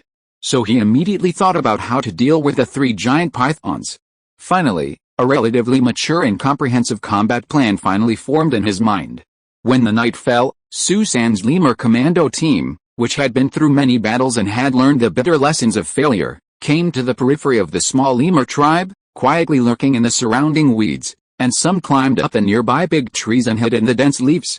Only to hear a quack quack quack quack frog call from the weeds, and a very agile mountain cat, like a black ghost, slipped and swooped down from a big tree with lush branches and leaves, and tiptoed towards the tribal village. It turned out that the residents of this small lemur tribe all lived in 3 adjacent caves. Every night, there was a giant python guarding the house at the entrance of each cave. During the day, each giant python was led by 2 or 3 strong male monkeys to take a walk or hunt prey in the nearby forest. Therefore, Susan planned to kill these 3 giant pythons according to his pre-planned plan. He first sent Yingzi to lure out the outermost giant python. If that didn't work, he would add 2 soldier monkeys to help lure it out. The mountain cat Yingzi stopped about 50 meters away from the giant python, guarding the outermost cave entrance, and made various exaggerated and exciting movements. But found that the other party did not react much. It just occasionally stretched its head to look around, as if it did not see Yingzi. This made Yingzi suddenly realize, this guy is highly myopic. Why didn't he see me so close? Thinking of this, Yingzi walked forward another 10 meters and repeated the action again. At this time, the giant python showed an irritable mood, and even gradually showed an angry look, but just refused to move, which made Yingzi a little irritable, so she had to continue moving forward. When she was only more than 30 meters away from the giant python and was ready to make another move, the giant python suddenly jumped at Yingzi with a lightning speed. No mistake, 1 post, 1 content, 1 book, 1 forum. The mountain cat Yingzi was immediately scared to death. She turned around quickly, raised her legs and ran desperately, fearing that the giant python would catch up with her and entangle her. If you're listening to this novel on a channel other than Fanfic World, it means they downloaded and uploaded it without effort. We cordially invite you to visit our channel, Mundo Fanfic Novelis. There you'll find the original version of this story and you can explore many other novels of various genres. We're waiting for you to immerse yourself in a world of incredible novels. Chapter 513, The Death of Bobcat. When the mountain cat Yingzi ran all the way to the big tree where she had been hiding, she realized that she was too scared. The giant python did not catch up with her. Therefore, Yingzi was a little embarrassed and stuck out her tongue towards the place where Susan was hiding. She made a shameful expression and said, "I'm sorry, I failed to complete the task you gave me." Then, she had to move carefully towards the cave entrance. This time, she learned from the last lesson and stopped 50 meters away from the enemy. Then, she made an exaggerated move to irritate the enemy every 3 or 5 meters. When she was less than 40 meters away from the giant python, she became extra cautious and made moves every time she moved forward 1 meter. However, she only did half of the moves to irritate the enemy, leaving half of the moves for her to be ready to escape at any time. In this way, Yingzi cautiously came to a distance of 30 meters from the giant python, but found that the giant python did not suddenly pounce on it like last time. No matter how exaggerated and exciting Yingzi made, the giant python was calm and indifferent. This made Yingzi very distressed. She thought, could it be that this guy didn't catch up with me last time, so he just gave up this time? Could it be that this guy gave up so quickly? No, if that happens, then my mission cannot be completed. What should I do? Yes, continue to move forward a few steps to see if you will react. With the idea made up, Yingzi continued to move forward slowly.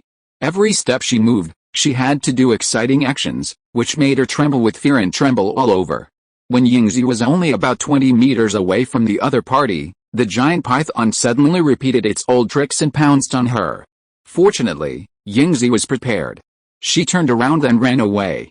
In the blink of an eye, she ran 50 meters away. She stopped and looked back. The Gao Feifei shot again and did not catch up. This made Yingzi very angry, so she had to continue to stimulate and seduce the other party. This time, Yingzi had to be only 15 meters away from the other party before the other party suddenly pounced on her. This made her feel more and more scared. She even felt that it was not she who was playing with the other party, but the other party was playing with her. If this continued, she would be played to death by the other party sooner or later. Therefore, Yingzi decided to stop this very dangerous game and prepared to go back to make a detailed report to Su San and ask him to find another way. She really couldn't play anymore. Thinking of this, she turned around and ran back, no longer teasing the cunning and damned python, but before she ran 20 meters away, suddenly, from the side, another python jumped out like lightning, just wrapped around Yingzi's body, and wrapped it tighter and tighter. Yingzi was immediately frightened and shouted help involuntarily. After hearing the call, Su San immediately led the ambushed soldiers to rush up. Everyone used their spears in their hands to stab the python that was tightly wrapped around the mountain cat Yingzi, leaving it full of holes, without skin, and covered with wounds.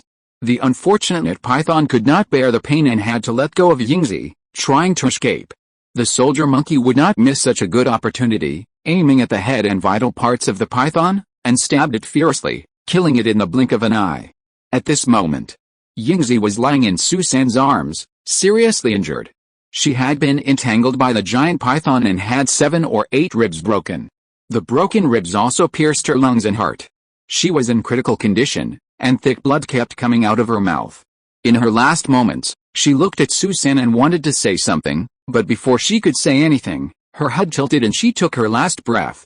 Su San really wanted to cry bitterly, but he suddenly realized that now was not the right time, otherwise all his efforts would be wasted and Yingzi would have died in vain. Thinking of this, he no longer cared about anything. He put down the body of Yingzi, which was gradually cooling down, in his arms, snatched the spear from the hand of a soldier monkey beside him, took the lead, and led his spear team to rush towards the other 2 giant pythons. Seeing a giant python that didn't know how to live or die, he raised the spear in his hand without saying a word, and stabbed the giant python's neck fiercely. Unexpectedly, the giant python was as slippery as a loach, and hurriedly shook its head to avoid Su San's thundering stab, and then turned around and pounced on Su San.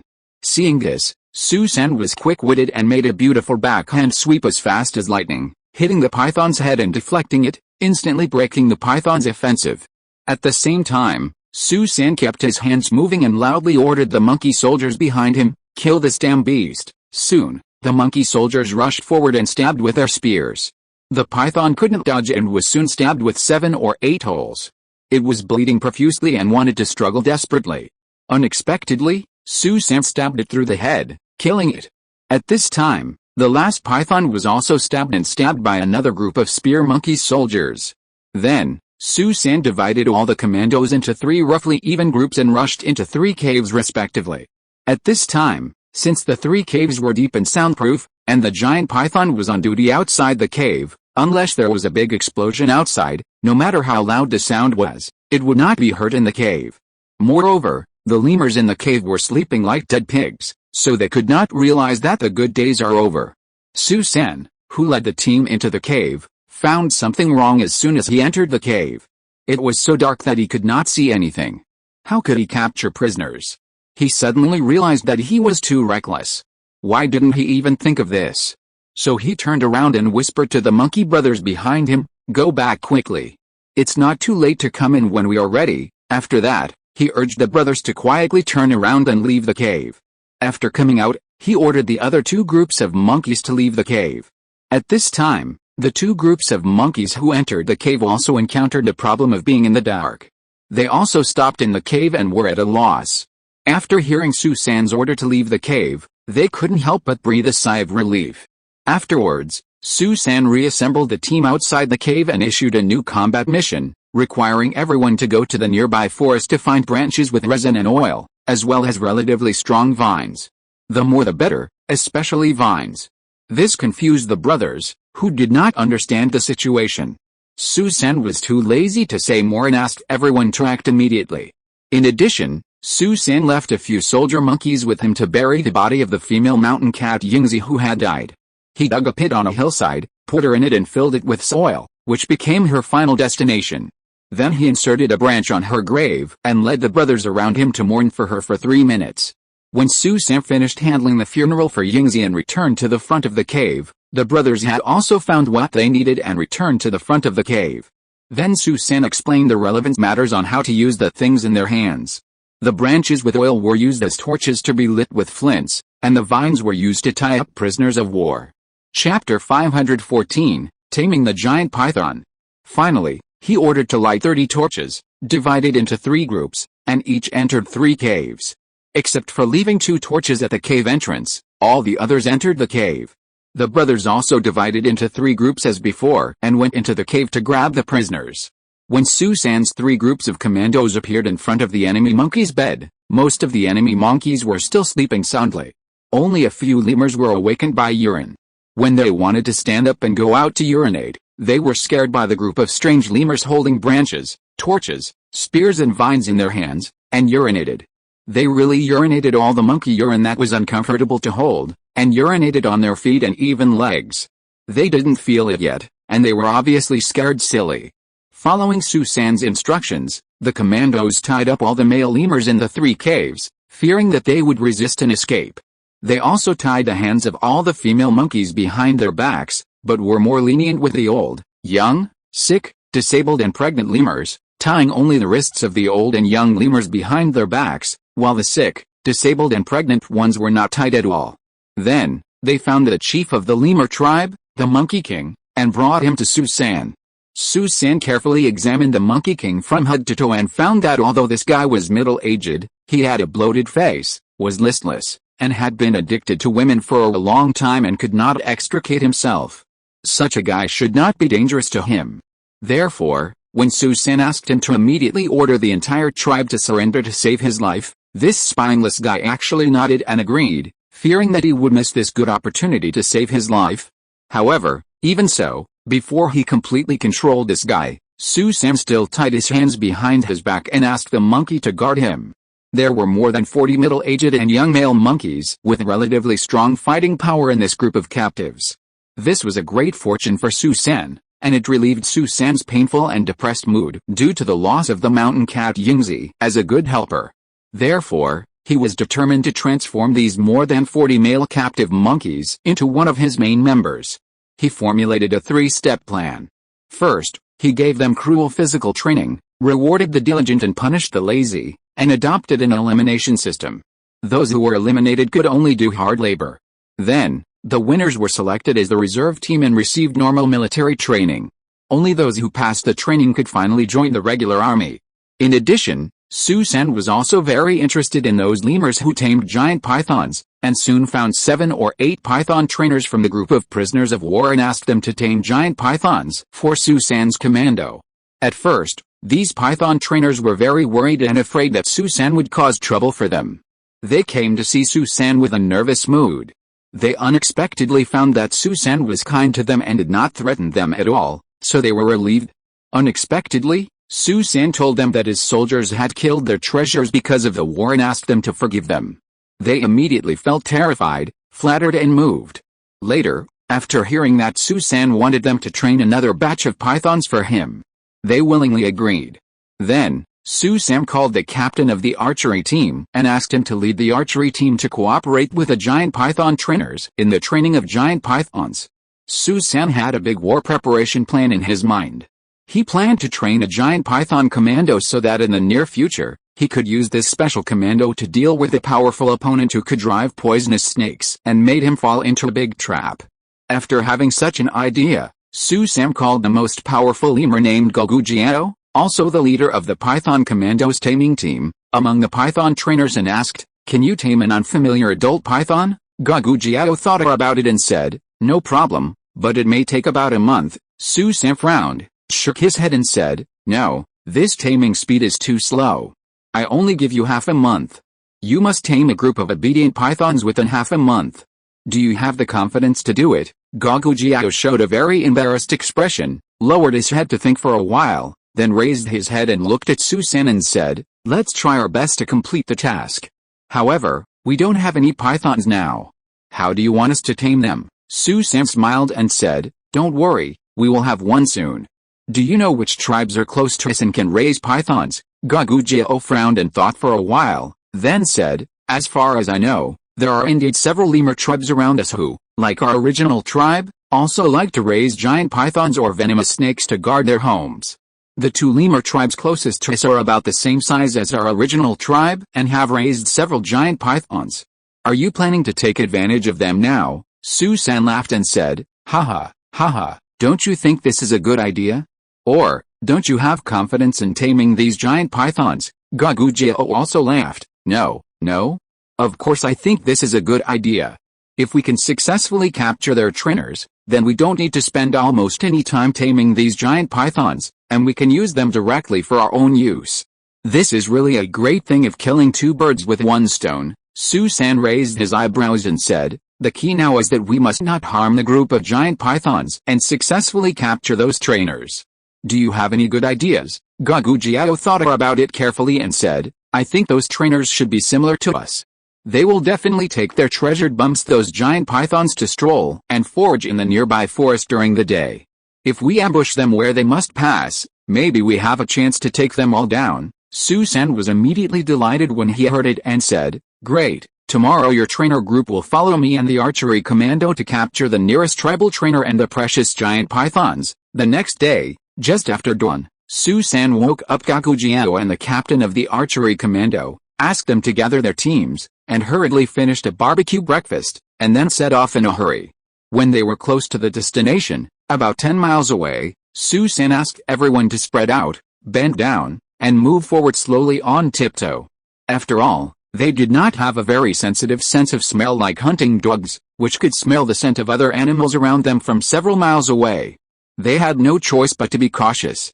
Otherwise, if they alerted the snake, the trip would be in vain. After a while, Sam called Gagujiao to his side and asked, "Wait, if you see the opponent's giant python, can you take your brothers to catch one?" Gagujiao thought for a while and said, "It should be no problem. But what do you want me to do?" Chapter 515, Preparing for War. Sam winked at him cunningly and said, "Come closer, I have a plan." As soon as he finished speaking, he walked to his side without waiting for Gagujiao to come over, put his mouth close to Gagujiao's ear, and whispered for a long time, giving instructions. Then, the giant python trainer Gagujiao and his training team members moved forward silently, and Sam ordered his archery commandos to spread out and follow them from a distance, spreading a large net to catch fish. Not long after, Gagujiao and other lemurs found that there were more than 10 lemurs walking leisurely on the hillside in front of them, so they immediately hid in the deep grass. Because they were in the downwind, the opponent's giant python could not smell their scent at all, but their trained sense of smell could smell the lemur scent and the fishy smell of the python on the opponent's body drifting in the wind. When Gagujiao and the others thought the python was very close to them, they shook the deep grass desperately, accompanied by the cry of "Mimi, a little sheep," to track the giant python. Sure enough, the giant python closest to them was fooled, thinking that there was a little sheep hidden in the deep grass, so it rushed over excitedly. When it was only 2 or 3 meters away from Gagujiao and the other cunning lemurs, it realized that it had been tricked. It was stunned on the spot, at a loss, and it was too late to regret it. In a flash, Gao Gujiao and the others pounced on it with lightning speed, and used the python catching technique very skillfully and captured the stunned giant python in one fell swoop. Obviously, the giant python also saw from the eyes of these trainers that the other party was unfriendly and might be unfavorable to itself, so it stayed there in fear and dared not move, otherwise, it might have attacked them long ago. In an instant, Gao Gujiao and several other trainers pinned the giant python to the ground, then held it tightly and stood up in a show of strength. At the same time, they lifted the giant python up and demonstrated to the dozen or so trainers who followed them not far away, which meant, well, your giant python has been caught by a few of us, and it will belong to us from now on. This very obvious challenge made the dozen or so trainers very angry, and they immediately ran over in anger, asking Gao Gujiao and others to put down the giant python, otherwise, they would make Gao Gujiao and others pay. At this time, the bow and arrow commando team led by Su San, who was following behind Gao Gujiao and others, also surrounded them silently. When the trainers of both sides were arguing, they suddenly pounced on them, 3 against 1, and pressed the 10 trainers of the other side to the ground one by one. They tied them all tightly with vines with their hands behind their backs. Then, several trainers including Gao Gujiao also tied the giant python tightly with vines. In fact, at this time, there were still 3 giant pythons of the other side that had not been captured by Su San's commando team. It was not enough to just catch the trainers of the other side. However, if Gao Gujiao was asked to capture the 3 slippery fish, it seemed a bit difficult, and the other bow and arrow commandos had no experience in catching giant pythons. What should I do? Su San suddenly had an idea and came up with a good idea. So he came to the captured python trainers and said to them, "You are now in our hands. We can decide your life or death. Now there are 2 paths for you to choose. One is a dead end and the other is a living end. I ask you now, do you want to die or live?" Is there any need to say this? Even ants cherish their lives, let alone lemurs. When they heard this, since there was still a way to live, of course they would choose to live. Only fools would choose to die. Seeing that these guys were afraid of death, Su San felt relieved. He suppressed his excitement and said with coaxing and threats, "Well, since you all choose to live, then you should go and call the remaining pythons over immediately. If one runs away, you don't have to live, okay? No problem. We will do it right away." These trainers who were afraid of death nodded and agreed like chickens pecking at rice. Seeing this, Su San ordered his men to release the trainers, let them stand up, whistled to call the pythons over, and then asked Gao Gujiao and other trainers to catch them one by one and tie them up with vines. This ambush on the pythons allowed Su San to capture 4 pythons and 10 trainers, which was a great victory. Then, he personally led his team to attack 3 or 4 other lemur tribes that had trained pythons, but he did not attack the entire tribe. Instead, he only robbed their pythons and trainers like he did the first time. After these bold sneak attacks in broad daylight, Su San captured a total of 16 pythons and nearly 40 python trainers. Why did Su San do this? This is because Su San now needs a python commando to suppress the powerful opponent's venomous snake formation, so that he has a chance to win. If he attacks the lemur tribes, he will be in a dilemma of 2 or 3 times more prisoners than Su San's own troops.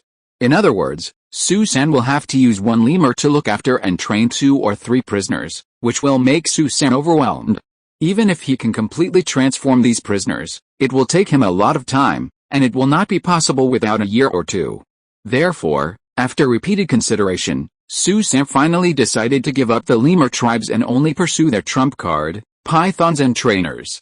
Now, Su San almost got a ready-made python commando, because he also took down the python trainers, so he no longer needed to spend time training pythons, which saved both time and trouble. Next, Su San had to make the final preparations before the battle, and let the archery commando and the python commando conduct cooperation training, so that when the whole army launched an attack after the battle, the archery commando would first launch rocket from a distance to disrupt the enemy's venomous snake formation. When more than half of the enemy's venomous snakes were eliminated and the army was in disarray, the python commando would then destroy the venomous snakes that were beaten and fled everywhere, and when defending the venomous snake formation, the archery commando would first launch rocket to stop or delay the attack of the enemy in the venomous snake formation, while the python commando would be used to defend the attack of the enemy or the venomous snake formation at close range.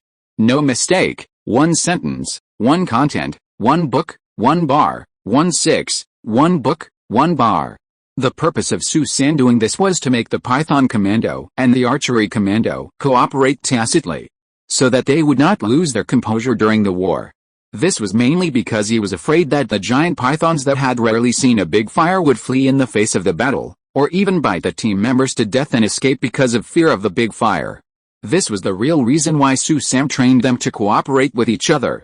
As the saying goes, it is better to sharpen your spear before the battle, even if it is not sharp. It will shine. After a few days, Su San had basically made preparations for the battle and everything was ready.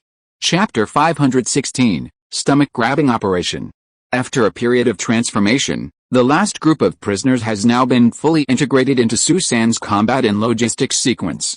Now, Su San not only has 100 spear monkeys, but also 45 bow and arrow lemurs.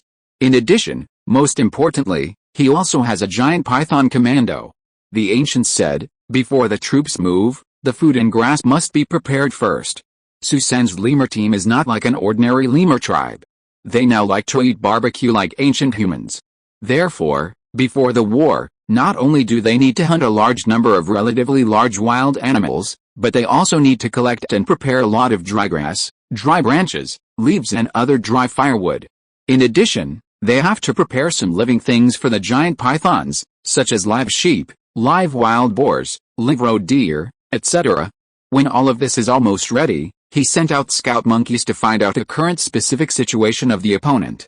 2 days later, Su San got a very unexpected news that his powerful opponent disappeared, and there was no trace of him even within dozens of miles nearby. What happened? Then, he thought about it carefully and understood, so that's it.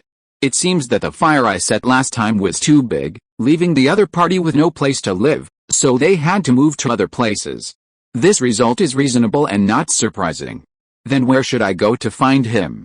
At this time, Su San was facing this question that he had not thought about seriously beforehand, and felt a little overwhelmed. Should I go all over the world to find him? If I stand in the other party's perspective, what would I do? Then I would also look for another place to set up camp, so where's the best place? Of course, the best place is beautiful mountains and clear waters or near mountains and rivers. Wait, near mountains and rivers, our old nest is also near mountains and rivers, and it is not very far from their original old nest that was burned by fire.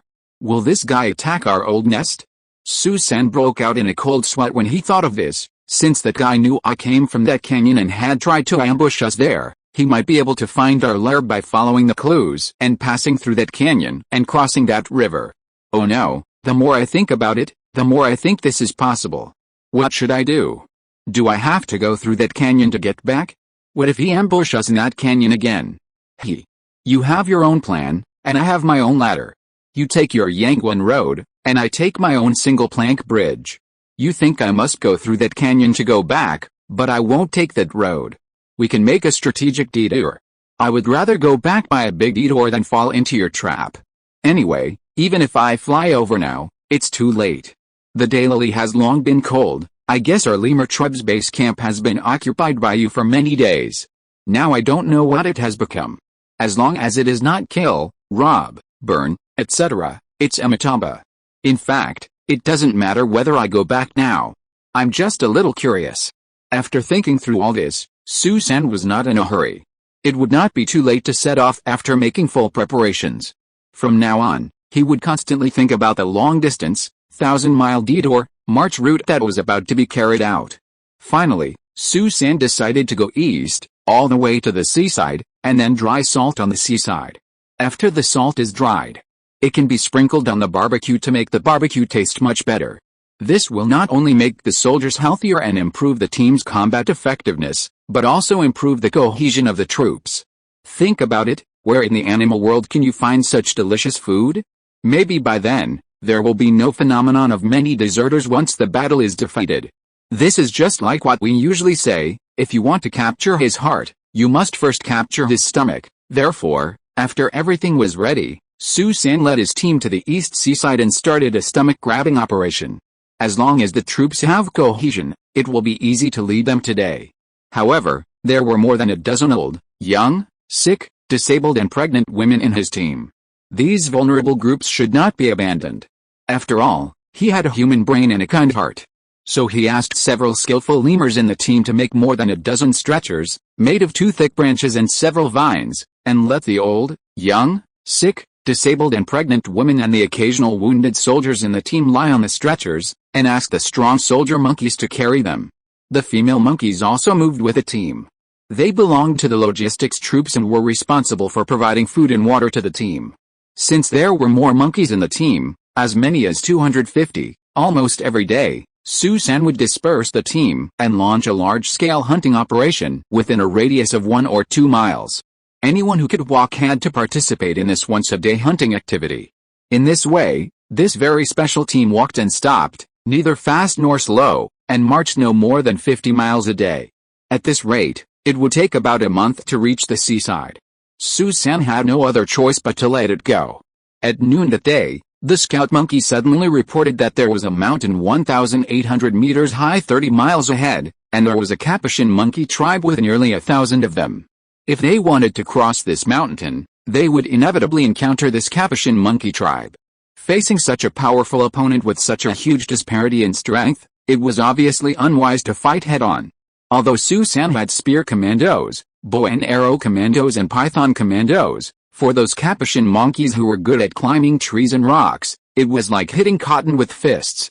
They were useless and had no effect. It seemed that there was only one way left, which was to take a detour. Therefore, Susan hurriedly ordered the team to stop advancing immediately, rest on the spot and wait for orders, and then sent scout monkeys to scout to the right side towards the headquarters home nest to find a safe and feasible road. Shortly after nightfall, the scout monkey came back to report that there was a long canyon 35 miles to the right and ahead at a 45-degree angle. It was estimated that the mountain ahead could be bypassed through this canyon. However, the left side of the canyon belonged to the large Capuchin monkey tribe, while the right side of the canyon belonged to a large tribe of 600 or 700 lemurs. After hearing this information, Susan was shocked and thought, "It seems that we must cross this canyon overnight, otherwise it will be difficult to cross the canyon once dawn comes." Thinking of this, Susan immediately ordered the team to stop resting and immediately head towards the canyon. He also ordered the Python Commando to walk in front of the team. In order to be on the safe side, 2/3 of the Spear Commando followed closely behind. The middle part was the Bow and Arrow Commando, the female Fox Logistics team and the stretcher team for the elderly, children, sick, disabled and pregnant, and the last 1/3 of the Spear Commando. Susan himself was in the middle of the Bow and Arrow Commando team, commanding in the middle. Chapter 517, Crossing the Canyon. Susan's team was advancing slowly with this kind of careful consideration. Although the speed was not very fast, it was relatively safe. If there were poisonous snakes and beasts blocking the way ahead, the Python Commandos would be able to deal with them safely. Moreover, Susan thought that he had no grudges with the monkey tribes on both sides of the canyon, so there was no need for them to ambush him. Moreover, most apes and monkeys did not have night vision, and they generally did not use torches for lighting. So why did Susan not light torches for lighting during this night march? There were 2 reasons. First, it was too late. He wanted to cross the Grand Canyon as soon as possible. In addition, he had the Python Commandos leading the way ahead, so he had confidence in the safety at night. Second, he did not want to alarm the monkey tribes on both sides of the canyon and wanted to pass through unnoticed. However, just when the vanguard was about to reach the mouth of the canyon, the signalman monkey came to report to Susan. At the mouth of the canyon ahead, a group of wild wolves were found gathering there, blocking the way forward for the troops. Susan was shocked and immediately said, "Let me take a look." Then he took all the archery commandos with him. When they arrived at the place where the giant Python Commandos stopped advancing at the front of the troops, they looked forward and saw a group of black wolves gathering about 70 to 80 meters ahead under the faint moonlight.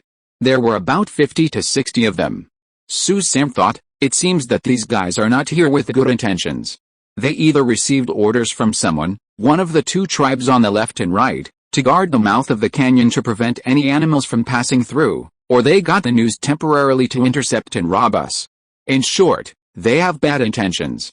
In this case, what else is there to say? Let's fight." Thinking of this, Susan waved his hand forward and said to the archery commandos, "Prepare the resin rockets and fire them at the wolves blocking the way ahead." So, the dozens of archery commandos quickly took out the resin rockets, lit them with flints, and then swoosh swoosh fired them at the wolves. The wolves on the opposite side saw that Su San and his group of lemurs suddenly fired rockets at them. For a moment, they didn't react and didn't know how to dodge. After all, they had never encountered such a thing. When the rockets shot at them and burned them, they suddenly realized that it was the forest fire they were most afraid of. However, what they never expected was that when did that terrible fire become so small, and it could fly? And it could burn themselves? The wild wolves that were shot by arrows ran around in pain, and accidentally passed the fire on their bodies to their companions, so that more wild wolves caught fire. The wolf pack was immediately in chaos, and was hit by the burning and injured wild wolves and was torn to pieces, which also made the wolf pack lose its combat effectiveness. Seeing this, Su San immediately ordered the Python commando to rush forward. The wolves were already in chaos and panic. When they saw more than a dozen pythons rushing towards them, they were immediately scared out of their wits. They dared not stay here anymore and fled in all directions. In an instant, they escaped cleanly without a trace. Su San's team easily passed this level and entered the Grand Canyon. Who knew that this Grand Canyon was so big, dozens of miles long, and there were stones and weeds everywhere, making it difficult to walk. In the second half of the night, when they were about to leave the canyon, they suddenly found a venomous snake array in front of them. There were many venomous snakes of various kinds, which looked very scary. Seeing this scene, Su San kept muttering in his heart, could it be that the powerful guy was actually good at calculating and had been waiting for me here? It can't be such a coincidence, right? Who cares, I'll use the old trick to deal with this guy, and try it. Having made up his mind, he adopted the old method he had just used. He first let the archery commando launch rocket and then let the Python commando rush over. The enemy was not as powerful as he imagined. In the blink of an eye, the poisonous snake formation in front of him collapsed and was quickly defeated by Su San's team. After leaving the canyon, the team continued to move forward and walked for more than 10 miles. The sky gradually brightened. Due to continuous marching, the team had walked for a day and a night, so Su San ordered the team to stop moving forward and rest on the spot. Seeing that the sun was setting, if they didn't wake up the tired and hungry lemurs who were sleeping soundly, they would have no chance to hunt today. Although he couldn't bear it, Su San still woke up those strong male monkeys to go hunting. Otherwise, at night, if everyone was too hungry to sleep, it would be troublesome because the team had to travel early tomorrow morning. The lemur brothers stretched themselves lazily, tired and helpless, and went to hunt in the surrounding forests under the leadership of Su San, while the Python commandos stayed behind to look after the lemur brothers and sisters who were still sleeping. When Su San returned with his brothers, the sun had just set, and there was a red glow in the west. The brothers and sisters who did not go hunting also woke up one after another, and everyone came together to help, collecting hay, dry branches and other flammable materials as firewood, and began to make a fire to grill the prey. Soon the air around was filled with the smell of firewood smoke and the aroma of barbecue. Everyone stared at the fragrant barbecue on the branches, salivating, revealing hungry and greedy eyes, and before the prey was completely roasted, they began to scramble for it. Although Su San kept scolding, it was difficult to completely stop everyone's enthusiasm for fighting for the delicious food. However, what surprised him the most was that when they were eating barbecue, they actually attracted a group of female lemurs who appeared from nowhere. They always wanted to get close to the fragrant barbecue, but they were driven away by the giant pythons guarding the outside of the team. In the following days, whenever Su San's team was eating, they came to join in the fun. Su San was very impressed by their perseverance, so he called them all over and asked, "Which lemur tribe are you from? Why do you come to watch us every time we eat?" One of them was taller, with red hair, and the most beautiful female fox said, "We escaped from the tribe, and now we don't plan to go back." Su San asked again, "What's your name? Are you their leader?" The female fox said, "My name is Red Fire, and I brought these sisters out." There are a total of 27 sisters, all of whom are young and healthy female foxes. Su San said happily, "If you are willing to join our team, I will express my warm welcome on behalf of everyone." Hong Ho asked in surprise, "Are you serious? Then are you the leader of your team?" Su San replied, "Of course, I am the supreme leader of this team." Upon hearing this, Hong Ho jumped for joy. "That's great, sisters, we finally have something delicious." As soon as the voice fell, more than 20 female foxes cheered and jumped for joy, shouting and screaming, ecstatic, as if they had really found their in-laws. Chapter 518 Returning to the Nest. Seeing this, Su-san was really amused. What a bunch of greedy cats. As the head of the family, he would not be so stingy. He quickly took out some of the remaining prey and grilled them on branches to reward the new members. He planned to join the logistics team and let them be responsible for hunting and grilling in the future, so as to reduce the work pressure of the main force and let them concentrate on fighting. A month later, the exhausted team finally reached the seaside, which made Su-san feel very excited. He could finally eat the delicious salted food. He asked the logistics team to remove the fur of the animals they hunted, and use the short iron sword he wore, which was rusty because of seldom use, to cut the fresh meat of the beast into large pieces, soaked it in seawater for several minutes, and then took it out and grilled it on the campfire. After the meat was grilled, he slowly put it into his mouth and tasted it carefully. It tasted great, even better than the roasted meat on the human table. This was naturally because it was the game they had just hunted, very tender and delicious. Afterwards, he taught the female monkeys who were responsible for barbecue by hand, making them the first batch of great chefs in the history of lemurs. After the lemurs ate these salted delicacies, they lost interest in those foods without salt. Thus, a big problem appeared in front of Su-san: how to make these sea salts? With their current conditions, this task seemed difficult to complete, so what should they do? After thinking about it, he finally came up with an expedient plan, which was to find dry palm leaves, soak them in seawater, and wait for them to dry. It was covered with fine sea salt particles. In the future, as long as they carried this piece of dry palm leaves covered with fine sea salt particles, it was equivalent to carrying and transporting salt particles. For the current primitive and simple Su-san team, this may be the only simple and feasible way to transport salt. Of course, this method obviously cannot transport much sea salt, but it is better than nothing. Therefore, Su-san asked the logistics troops to bring as many dry palm leaves containing sea salt particles as possible. He even asked every combat member to bring this thing. In the end, almost everyone brought dry palm leaves, including Su-san. From a distance, it was a team of dry palm leaves. In other words, it was simply a moving wall of dry palm leaves, which was very funny. Since everyone brought enough sea salt in this form, they had a very enjoyable happy journey for more than half a month. Not long after, they finally arrived at a place only 20 to 30 miles away from their tribe's nest, the place where there were caves dug near the mountains and rivers. Su-san suddenly became nervous and asked the team to set up camp on the spot to rest and wait. Then, every 20 minutes, a group of reconnaissance teams were sent to the direction of the tribe's nest. Each group had 2 soldier monkeys, some male and some female, some from the original tribe, and some recruited on the way during this expedition. 5 groups of reconnaissance teams were sent out successively. A few hours later, the 5 teams sent to scout came back and reported that the base camp of our lemur tribe was indeed occupied by the old rival. Many small trees were planted on the open land in front of the cave that was burned by the fire. There were enemy monkeys walking around everywhere, but few lemurs from our tribe were seen. Only a few female monkeys from our tribe were seen going to the pool to fetch water with gourds, and no male monkeys from our tribe were seen. It was estimated that they were either killed by the old rival or driven to a distant place to do hard labor.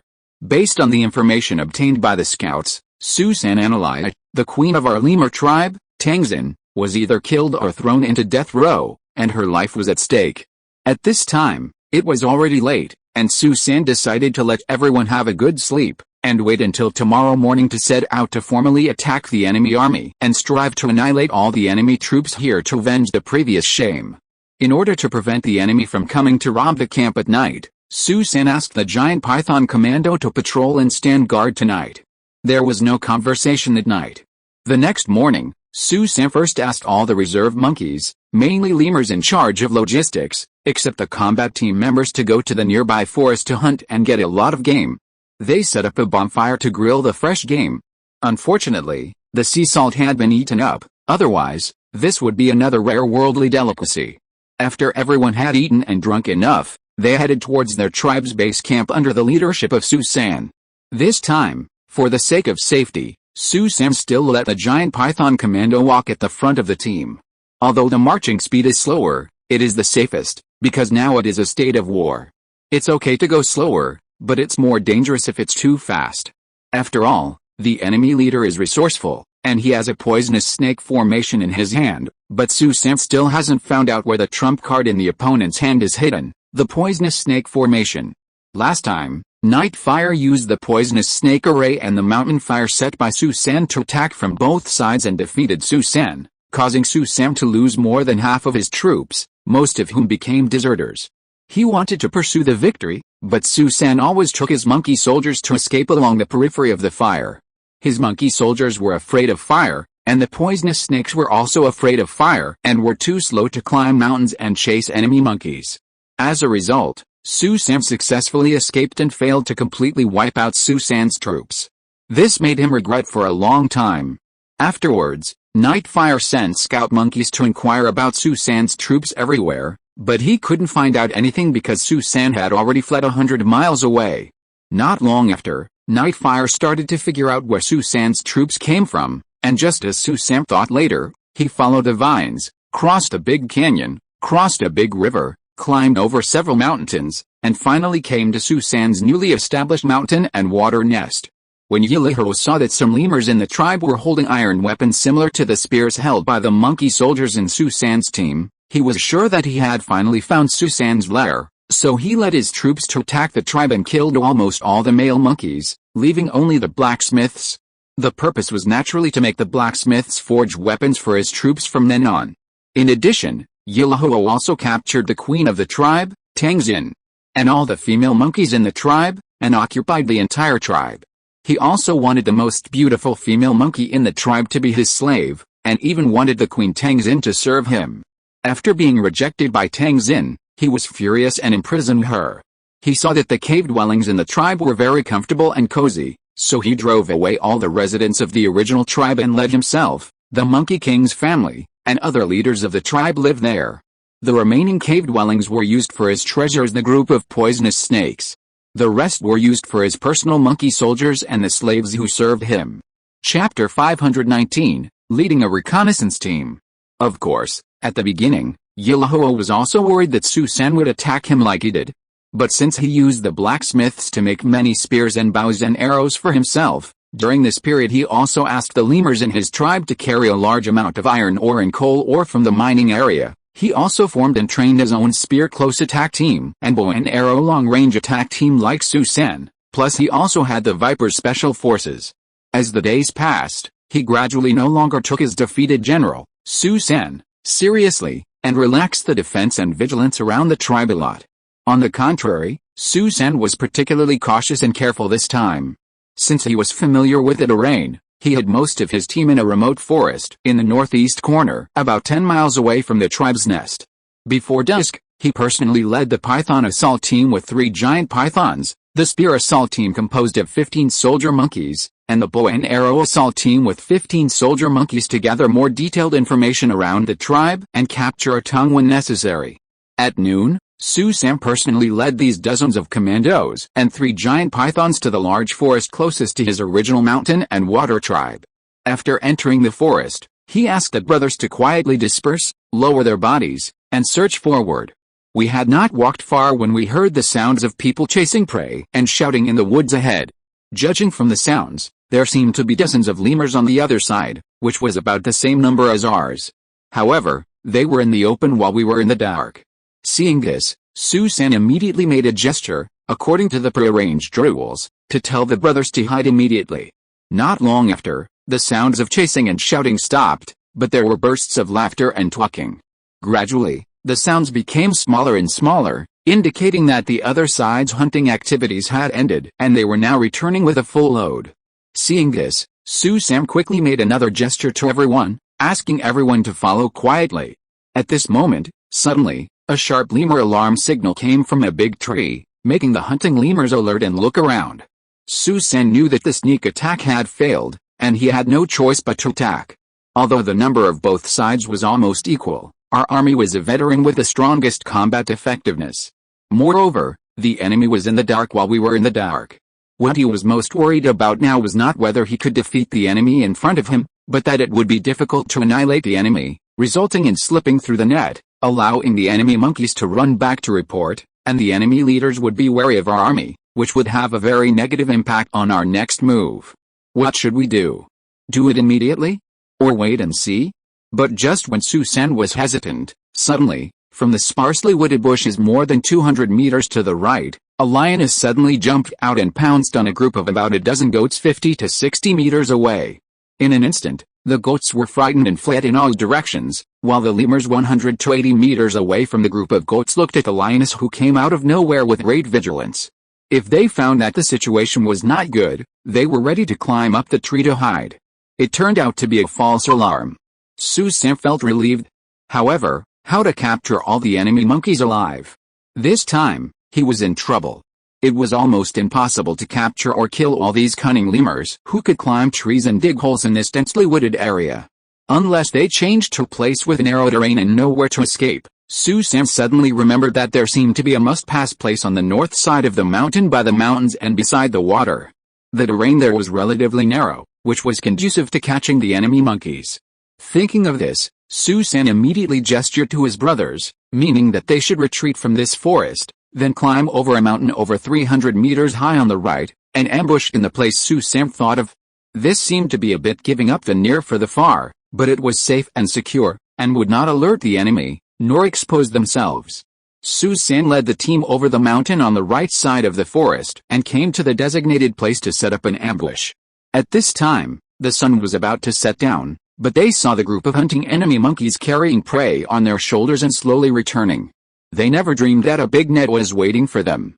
When all the enemy monkeys entered the ambush circle, Susan gave an order, and the lemurs ambushing outside the two ends of the small canyon suddenly emerged. The front end of the canyon was blocked by Susan's Python Commando squad, 5 Spear Commandos and 10 Archer Commandos, while the back end of the canyon was blocked by Susan's 10 Spear Commandos and 5 Archer Commandos. Susan spoke to the group of enemy monkeys who were so scared that they were dumbfounded. "Dear lemur friends, we are the river knights who occasionally pass by here. You don't have to be too nervous. We only want the prey you are carrying, and we are not interested in you. However, in order to prevent you from going back to report and bringing a large army to destroy us, we have to inconvenience you for now. Now, I order you to immediately drop the prey on your backs, raise your hands above your head, and sit on the ground. Those who disobey my orders will be shot to death with bows and arrows. Those who try to escape will be stabbed to death with spears or bitten to death by giant pythons." Faced with Susan's naked threat, the enemy monkeys raised their hands in despair and sat on the ground obediently. One of the enemy monkeys said in a trembling tone, "You are not river knights, but the old rivals we have been looking for a long time, who invaded and burned our mountain village tribe, right?" Seeing that his identity had been discovered, Susan no longer hid and simply admitted it openly. "Since you have already seen through it, you must cooperate with our action honestly. Otherwise, you will have no way out." Then, he ordered his brothers to throw the vines that had been prepared long ago into the group of enemy monkeys, and pointed at a few enemy monkeys and ordered, You, go and tie up your companions one by one for me." After the enemy monkeys did as he was told, he said, "Now you guys find a way to tie up yourselves too." In the end, there was only one enemy monkey left that was not tied up, so Susan told him to go to the side of the Spear Commando team and let a commando team member tie up the last enemy monkey. Then Susan's reconnaissance team escorted the group of enemy monkeys, carrying the prey, and re-entered the nearby forest. No mistake, 1 poem, 1 post, 1 content, 1 book, 1 forum. At this time, night had fallen. Susan deployed 2 sentinel monkeys at the edge of the forest, facing the direction of the original tribal base camp, and then began to interrogate the group of enemy monkeys in the forest. He learned from the group of enemy monkeys that the enemy had 3 field teams, each consisting of 120 to 130 lemurs. Among them, only 2 field teams were composed of lemurs from the tribe, and the other field team was formed by lemurs from several small tribes around. Now only 1 field team is left to protect the tribal base camp, and the other 2 field teams were taken out by the great wizard Yilihiro to perform special tasks. They couldn't tell what the specific tasks were. If you're listening to this novel on a channel other than Fanfic World, it means they downloaded and uploaded it without effort. We cordially invite you to visit our channel, Mundo Fanfic Novelis. There you'll find the original version of this story, and you can explore many other novels of various genres. We're waiting for you to immerse yourself in a world of incredible novels. Chapter 520, Deceiving the Enemy Monkey. Hearing this news, Susan felt both happy and worried. He was happy because our army had a relatively large advantage in numbers, but he was worried because the biggest opponent Li Ho was not there, and most of the enemy's main forces were not there either. This victory was of limited significance and was far from a complete victory. Mentally, Su San remembered an important thing, so he asked, "Are the blacksmiths in your tribe still there?" An enemy monkey replied, "Only 5 or 6 blacksmiths are left, and most of the blacksmiths have been taken away by the great wizard Li Ho." Su San asked again, "Where does your field team live?" The enemy monkey said, "It's near the blacksmith's shop." Hearing this situation, Su San decided to immediately attack the enemy camp at night, because who knows when Li Ho will suddenly appear in front of him. If that happens, he will be passive again, and it is very likely that he will repeat the same mistake and suffer the last setback. As the saying goes, opportunities are hard to come by, and they will never come back. He must seize this opportunity when Li Ho is not there and severely strike the enemy's arrogance. Having made up his mind, he immediately sent 2 clever lemurs with long arms and legs to walk through the air corridor between the trees in the forest and quickly return to the forest where the main force was hiding, to notify all the troops to come overnight and try to launch a surprise attack on the enemy field team that stayed there before dawn tomorrow. Before midnight, Su San's large group of people came to meet his vanguard, and then Su San led the entire army to the camp of the enemy field team that stayed behind, which was about 1,500 meters away from the cave of the original tribe's base camp. How could it be so far away? It was because Su San set fire that time. Almost all the trees in the area of several miles were burned down. For ordinary monkeys, how can they live without big trees? Therefore, the field team of Nightfire had to live so far away. What about the defense in the cave, especially the defense at night? In order to deal with this thorny problem, Nightfire dug many important caves, including the one he and the Monkey King lived in, deeper, dug many branches, and connected them with the surrounding caves. There were guard monkeys outside the caves during the day and night to stand guard and patrol. In addition, many poisonous snakes were placed at the entrances of important caves at night to ensure their safety. Su San brought his nearly 300 lemurs and a dozen giant pythons and soon arrived at the enemy's field camp, a low-lying area 100 meters away from a large forest. At this moment, it was late at night and everything was quiet. Except for the chirping of crickets everywhere and the croaking of frogs by the pond in the distance, there was also the snoring of lemurs one after another. Apart from this, there was no other sound. Su San asked everyone to hide in this low-lying area for the time being, and agreed that if he encountered trouble, he would light a bonfire, send a signal, at the edge of the forest, and then everyone would come to rescue together. After giving the order, Su San brought 15 spear monkeys and 5 archer monkeys, pretending to be the field team of Nightfire who were on a mission outside and came back to camp. They swaggered towards the enemy field team's campsite. When Su San and his vanguard came to a place only 10 meters away from the big woods, suddenly, a shrill lemur voice came from a big tree at the edge of the woods. "Who are you? What are you doing?" Su San answered slowly. "The great wizard asked us to come back to perform an emergency duty." The shrill voice sounded again. "Really?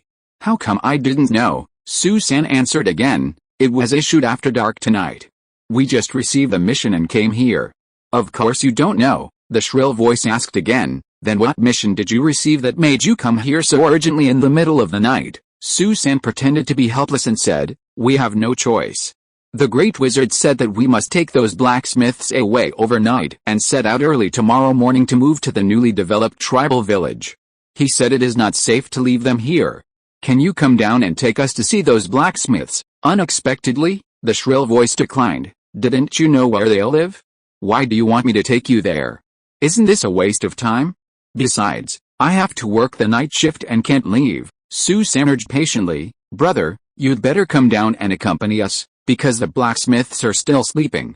If we go to wake them up and take them away now, what if they don't believe it and refuse to cooperate? We don't know how much trouble we will have to spend. Please come down. I will send a few of my brothers to stand guard for you. Several of them can always replace you. Now, are you relieved?" The enemy monkey on guard in the tree saw that Su San's words were flawless and couldn't find any faults. It was not good to refuse him. If he was blamed by the superiors, he couldn't bear it. Thinking of this, the enemy monkey with a shrill voice had to slide down from the tree, came in front of Su San, looked at Su San carefully and said, "Hey, sir, why do you look so unfamiliar? Why can't I remember where I have seen you?" Su-san smiled and said, "Of course you don't know me. I am the leader of a small tribe that the Great Wizard recently incorporated. I have made great contributions to the Great Wizard's conquest of other tribes. Therefore, the Great Wizard thinks highly of me. This time, letting me escort these blacksmiths alone is also a test for me. I guess you must have sent his confidant to monitor me not far behind me. Do you think I can be careless? In fact, you should know now that I have just joined the Great Wizard's team. If you don't come down to lead the way for me, I really can't find where the blacksmiths live, because I have never been to this place. What do you think?" Right, by this time, the enemy monkey on guard had completely believed Susan's words. He had been confused by Susan's sweet words and didn't know which way was which. He only knew to do what Susan said honestly and everything would be fine. So, he obediently led the way for Susan and the others, and brought them to the big tree where the blacksmith monkey lived. He shouted in his shrill voice, "Get up, get up, the Great Wizard asked you to move quickly, and soldiers have been sent here to pick you up. Don't dawdle, come down quickly, all of you come down." There is no mistake in the poem, the content of the post, and the book. Susan was very satisfied with the performance of the sentry monkey. He patted him on the shoulder and said, "Great, brother, you did a good job today. I will report to the Great Wizard and reward you. By the way, what's your name?" The shrill-voiced enemy monkey was surprised and happy when he heard it, and hurriedly said, "My name is Fake Girl. The whole field team knows my name. I think the Great Wizard will be able to find out more about me easily." Susan thought for a moment and said, "Of course, but if you are willing to go with me to see the Great Wizard now, I can recommend you to be promoted to a higher level in front of the Great Wizard." Chapter 521, Luring the Enemy Monkey. The shrill enemy monkey Fake Girl screamed in ecstasy, "Really? That's great. I'm willing to go with you right now." When Fake Girl followed Susan and led those sleepy and reluctant people to a place not far outside the woods, Susan seemed to remember something and suddenly said, "Please wait a moment. I want to ask you a small question. Is your field team the direct force of the Great Wizard?" "What do you mean by direct force?" Fake Girl asked, puzzled. "The so-called direct troops are troops or field teams composed of brothers from one's own tribe," Susan explained. "Those field teams formed by recruits from outside tribes are not the direct troops of the Great Wizard. Do you understand?" "Oh, so this is called direct troops," the Fake Girl suddenly realized. "Now I understand. We who stay here are naturally not the direct troops of the Great Wizard. In fact, to put it bluntly, we are simply watchdogs. We are the hard labor soldiers recruited by the Great Wizard from various small tribes nearby. In addition to guarding the house, we have to carry iron ore and coal ore during the day. We are exhausted all day long and often don't have enough to eat. Oh, by the way, please don't tell the Great Wizard about the nonsense I just said, otherwise, my life will be over." Susan pretended to be serious and said, "Don't worry, I will never betray my friends. How could I report such a small matter to the Great Wizard? Who doesn't have depression and troubles in his heart? Who doesn't complain occasionally? Don't you think so?" Fake Girl nodded in agreement and said, Yes, you are very good. Who doesn't complain often? Otherwise, we can't live like this." Hearing what he said, Susan couldn't help but have an idea. Suddenly, he patted the shoulder of the shrill-voiced enemy monkey Fake Girl affectionately and said, "I say, Fake Girl, do you think we are good friends now? If you think so, I will tell you what I think." Fake Girl immediately patted her chest without blushing and assured, "We must be a natural pair of good friends. I will never make a mistake. I dare to guarantee this now." When Susan heard this, he laughed secretly in his heart. He finally held back his laughter. "What are you looking at? You have been wrong about this for a long time, and you are still in the dark." However, he would not say it out loud, but pretended to be frank with the Fake Girl. "In fact, to be honest with you, I also have a lot of difficulties, but I have nowhere to tell them. The ragtag army like us who have been incorporated have the hardest work and the most desperate efforts in the war, but we still don't have enough food, sleep well, or live well. It's really a hard life." "Who says it's not true? Your difficulties are my experiences, and I know this best." Susan's words resonated with the Fake Girl. Seeing this, Susan took the opportunity to ask tentatively, "In this case, why don't we find a chance to escape together?" The Fake Girl was shocked and said, "Absolutely not. Those deserters caught by the Great Wizard will not have a good end. They will all be skinned and their tendons pulled out, which scared me to death." Susan was extremely surprised and kept clicking his tongue and said, "Oh, The great wizard is so cruel and cold-blooded. If he does this, won't he lose the support of the people and the army? The fake girl also said with deep feeling, isn't it? Now we poor soldier monkeys, let alone escape. Even if we lose our weapons, spears, we will die. Therefore, we usually sleep with spears, bows and arrows and other weapons, for fear of losing our lives. Su-san asked curiously again, then let's just unite and rebel against the great wizard. The fake girl was shocked. Don't say that, if the great wizard finds out, we will all be dead. However, Su-san said solemnly with a serious expression, I am speaking from my heart. Why don't we dare to rebel against him? Seeing that Su-san was serious, the fake girl suddenly came to her senses and said earnestly, we can't get carried away. This is not a joke. The great wizard is extremely powerful and invincible. Who would be so bold as to rebel against him? Brother, you must be careful with your words and actions, otherwise, you will lose your life and you don't even know how. Su-san said disapprovingly, it's not as weird as you said, is it? Is the great wizard a god or a devil? Unexpectedly, the fake girl said with trembling teeth, although the great wizard is not a god, he is more terrifying than a devil. Hearing what he said, Su-san couldn't help but frown, thinking, oh no, it seems that these guys cherish their weapons more than their lives, so it will be difficult for us to take them back while they are sleeping. Moreover, these enemy monkeys are so afraid of Nightfire, it will be difficult to persuade them to surrender to our army. Only by defeating Nightfire will they be willing to surrender sincerely.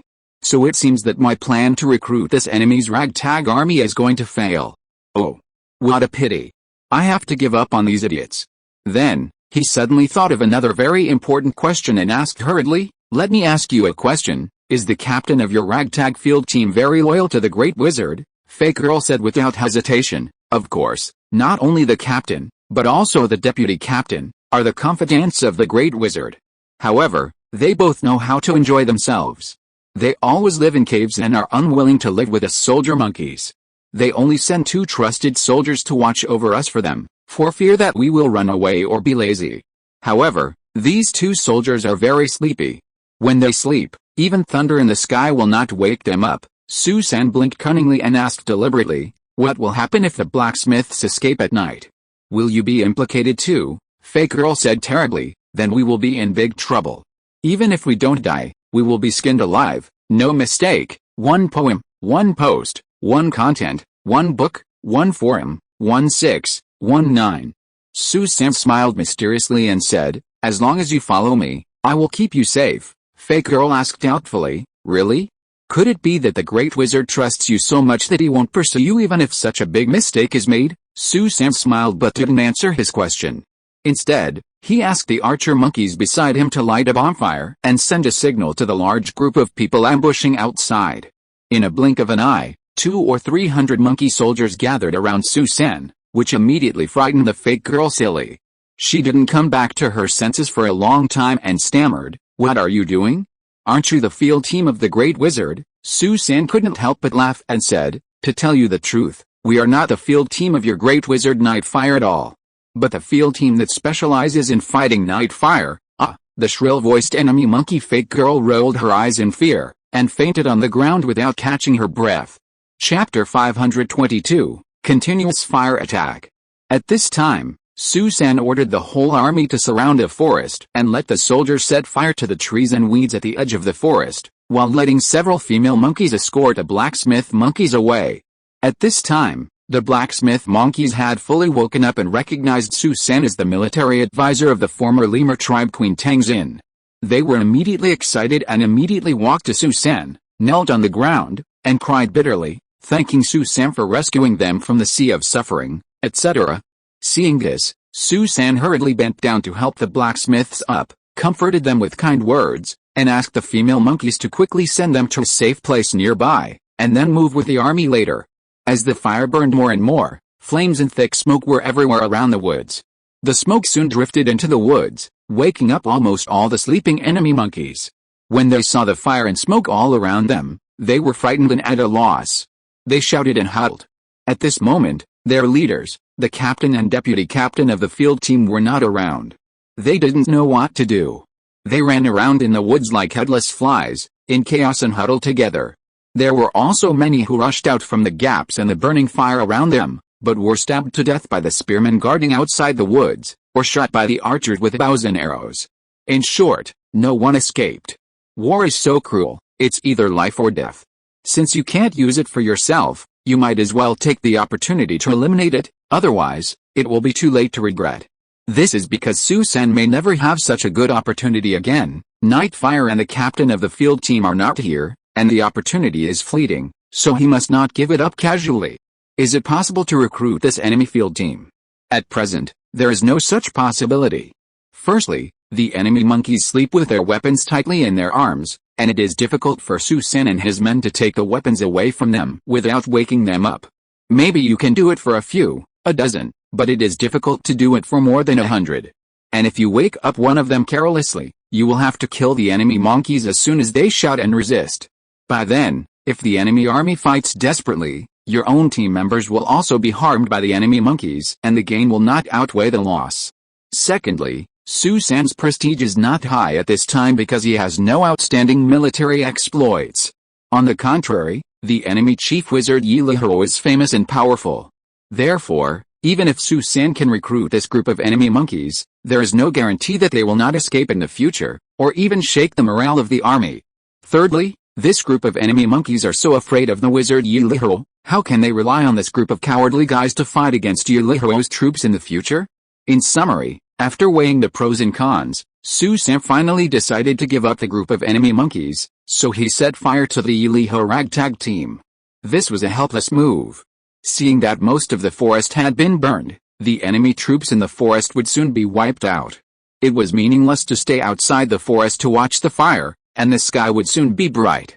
Su-san immediately ordered the entire army to move to the cave to eliminate the chieftain of the enemy monkey tribe hiding in the cave, the Monkey King and his tribal leaders. Not long after, they rushed to the flat land in front of the cave that Su-san had set on fire. Unexpectedly, this flat land was planted with many small trees by Yiliho, so that when the small trees grow up in the future, they can protect the cave from wind and rain. It's quite thoughtful. Actually, at the beginning, Su-san also had this idea, but later there were too many things to do, such as smelting iron to forge weapons, training troops, and fighting in the east and west. Over time, he forgot about it. Unexpectedly, Yilihiro had the same idea as Su-san and implemented it for Su-san. However, now Su-san still had the most urgent thing to do. He thought about whether he should rescue the female Monkey King Tangzin of the original tribe. However, since he had come here with great difficulty, it would be better to ask about it. If she was still alive, he would rescue her by the way. After all, she still appreciated and valued him. Su-san sent soldiers to quickly search for 2 slave female monkeys from the remote caves without poisonous snakes, and learned from them that the Queen Tangzin had been tortured to death by the Monkey King of the enemy monkey tribe a few days ago. After hearing this, Su-san was furious and immediately ordered to attack the caves guarded by poisonous snakes. He originally wanted to let the giant python commando team first eliminate the poisonous snakes in front of the enemy monkey caves before sending troops to attack the caves, but he immediately changed his mind and felt that it was inappropriate to do so. Why? First, there were too many poisonous snakes of the enemy monkeys, at least more than 500, and Su-san only had a dozen giant pythons. Although the giant pythons had an advantage over the enemy's various poisonous snakes, it was a bit difficult to let each giant python deal with dozens of various poisonous snakes on average. Even if the giant pythons were not bitten to death by so many poisonous snakes, they would be seriously injured. These giant pythons were all the treasures in Su-san's heart, and he did not want to make such a meaningless sacrifice. Second, using giant pythons to attack and bite the enemy's poisonous snakes was too slow, not to mention that it was already dawn, and the enemy would soon get up. Time was running out. Thinking of this, Su-san finally decided that the best way was to use fire attack, which was quick and convenient, and could minimize the losses of his own side. So, he no longer hesitated, and made a prompt decision, ordering the firing of resin rocket at the entrance of the cave, where the enemy's cave was closely guarded and guarded by many poisonous snakes. Suddenly, rocket after rocket hit the entrance of the enemy's cave like fire snakes flying in the air, and landed in the group of poisonous snakes, which frightened the poisonous snakes and fled everywhere. Some poisonous snakes fled to the feet of Su-san's team, and were stabbed to death by Su-san's spearmen, or swallowed by the giant pythons of the giant python commando, and most of the poisonous snakes actually fled into the cave, scaring the enemy monkeys who had just woken up and screaming. In an instant, the cave was filled with crying and screaming, and the noisy screams came one after another, which was very lively and chaotic. Susan ignored them and urged the archers to keep firing rockets into the caves. After about half an hour, the noise in the caves gradually died down and finally disappeared completely. Only then did Susan order the attack to stop. Then he sent several spear monkeys to check the caves one by one. Soon, the spear monkeys ran out to report that the enemy monkeys in the caves were basically dead. Some were bitten to death by poisonous snakes, some were smoked to death by fireworks, and some were burned to death by the fire when the rockets ignited the hay used as beds in the caves. Some of the poisonous snakes that entered the caves were burned to death, some were killed by lemurs, some were smoked to death, and some may have escaped. In short, Susan won an unexpected victory in this night attack with almost no casualties. No mistakes in the poem, the content. But at this moment, a sentry in charge of outer security suddenly ran over to report that something bad had happened, and that the enemy had been spotted several miles away. Chapter 523, Powerful Weapons. After hearing the sentinel monkey's report, Susan was shocked and thought, "Damn, you came back so quickly." So he hurriedly ordered the whole army to retreat quickly, and after meeting up with the blacksmiths, they continued to move to the seaside. At the blacksmith's hiding place, Susan was very happy to see that the blacksmiths were still there. He shook hands with them one by one and expressed his condolences. A blacksmith monkey suggested to Susan, "Chief, I have an idea. Can we go in and pick up the iron tips of those spears after the forest fire is extinguished?" Susan thought for a while and said, "Your idea is not bad, but I have to send a scout monkey to find out. Maybe the enemy's main force has returned, but I'm afraid your idea is difficult to implement." Then, he arranged 2 smarter scout monkeys to find out. A few minutes later, he sent a bow and arrow assault team, composed of 15 lemurs, to meet them in case of emergency. An hour later, all the lemurs that were sent out came back. The scouts reported that this group of enemy monkeys was not the Yellow army, but a very large army of black leaf monkeys, with more than 1,000 of them. Because there was a large pool of water here, they planned to temporarily stay here. Later, they were discovered and hunted by the enemy monkeys. Fortunately, the bow and arrow assault team sent by Susan later fired resin rocket in time to stop the enemy's pursuit, so they were able to escape.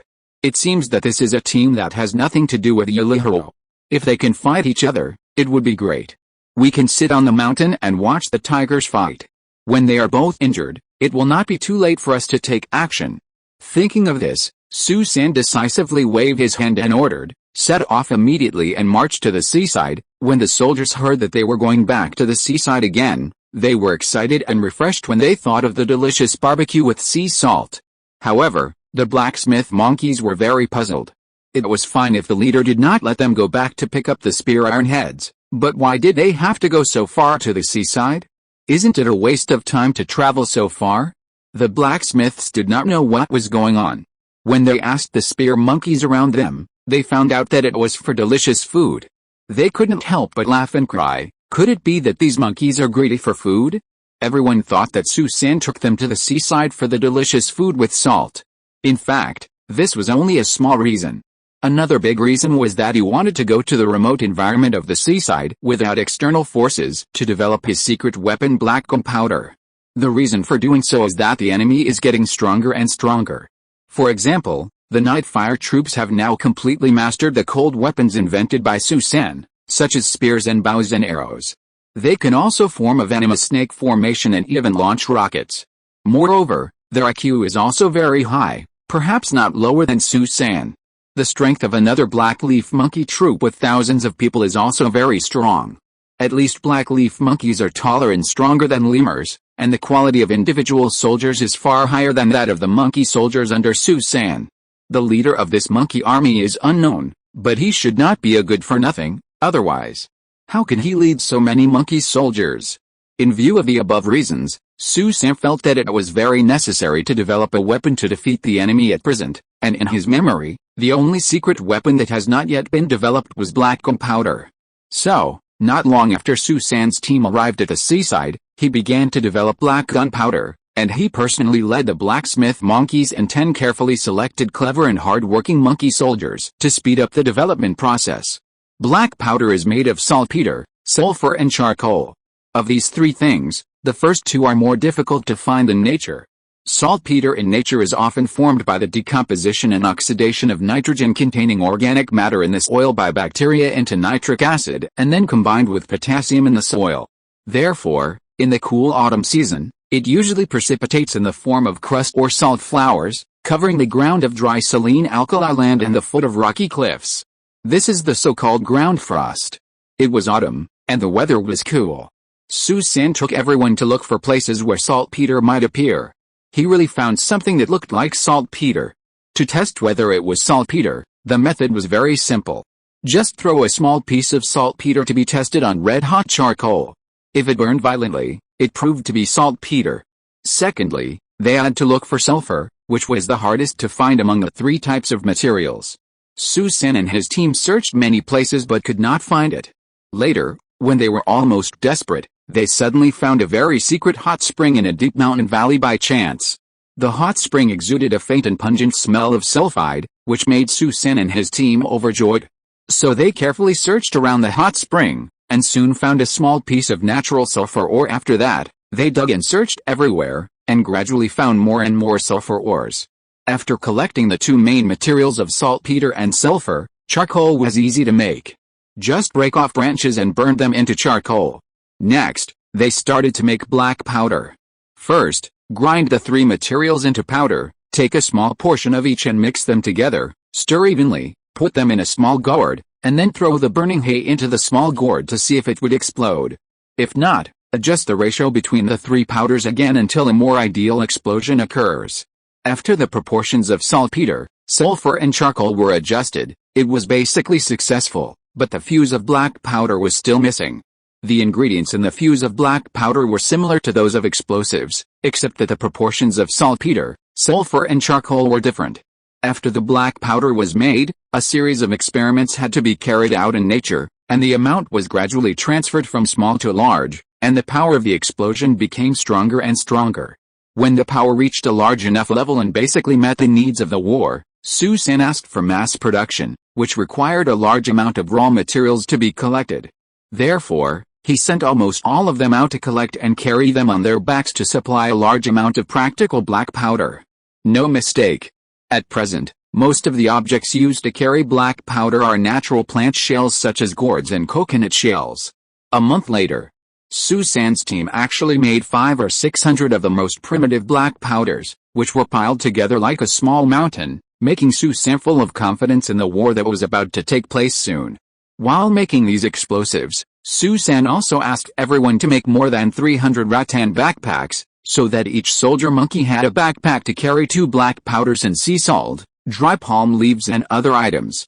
Now everything was ready. On a sunny day, Su-san led his commando team and marched towards Yishanbangshu with high spirits, intending to find Yi Li-ho to start a decisive battle.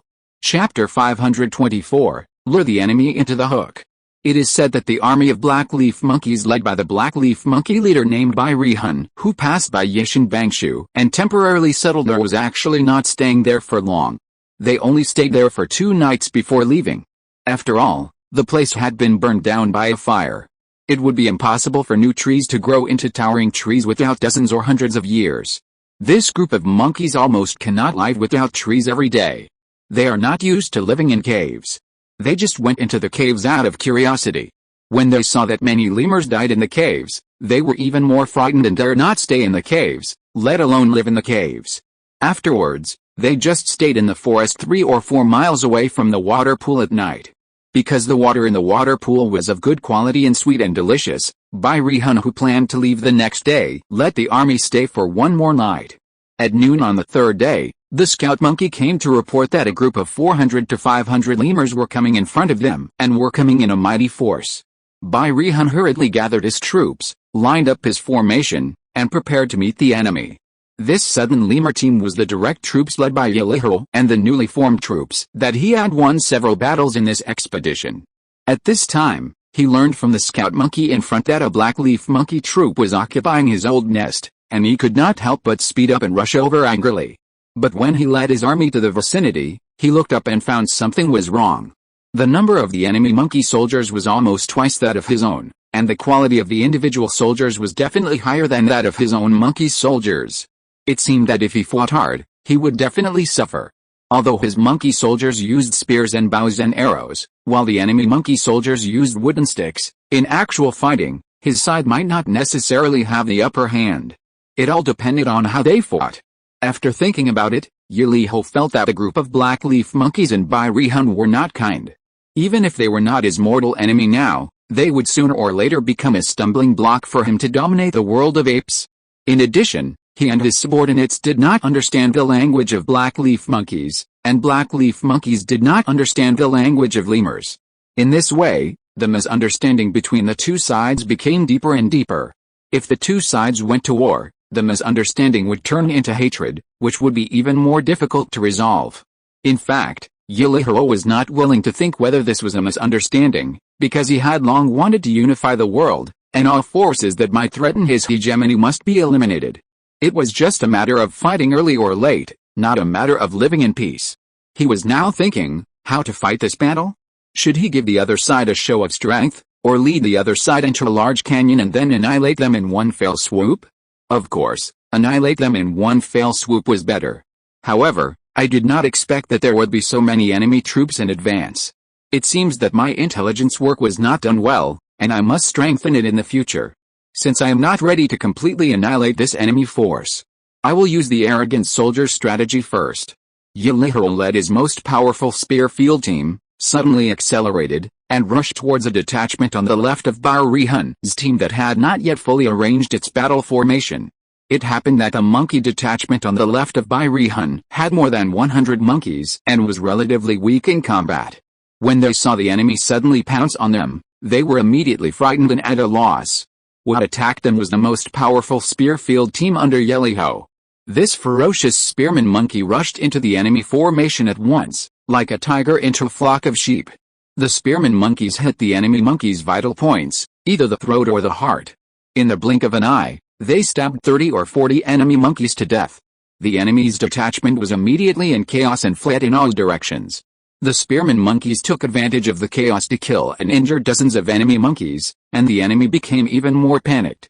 Seeing that the situation was not good, Bai Rihun immediately ordered other nearby troops to quickly reinforce the defeated division on the left.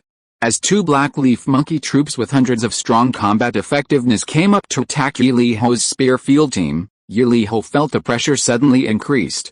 Seeing that his first step of the battle plan of giving the enemy a blow had been achieved, he quit while he was ahead and hurriedly ordered the whole army to retreat. What? You killed my monkeys and you want to escape?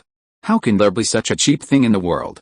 Bai Rihun was furious when he saw that the other party wanted to escape after causing trouble. Chase them, chase them, chase them and kill them all. Bai Rihun was so angry that he shouted hoarsely.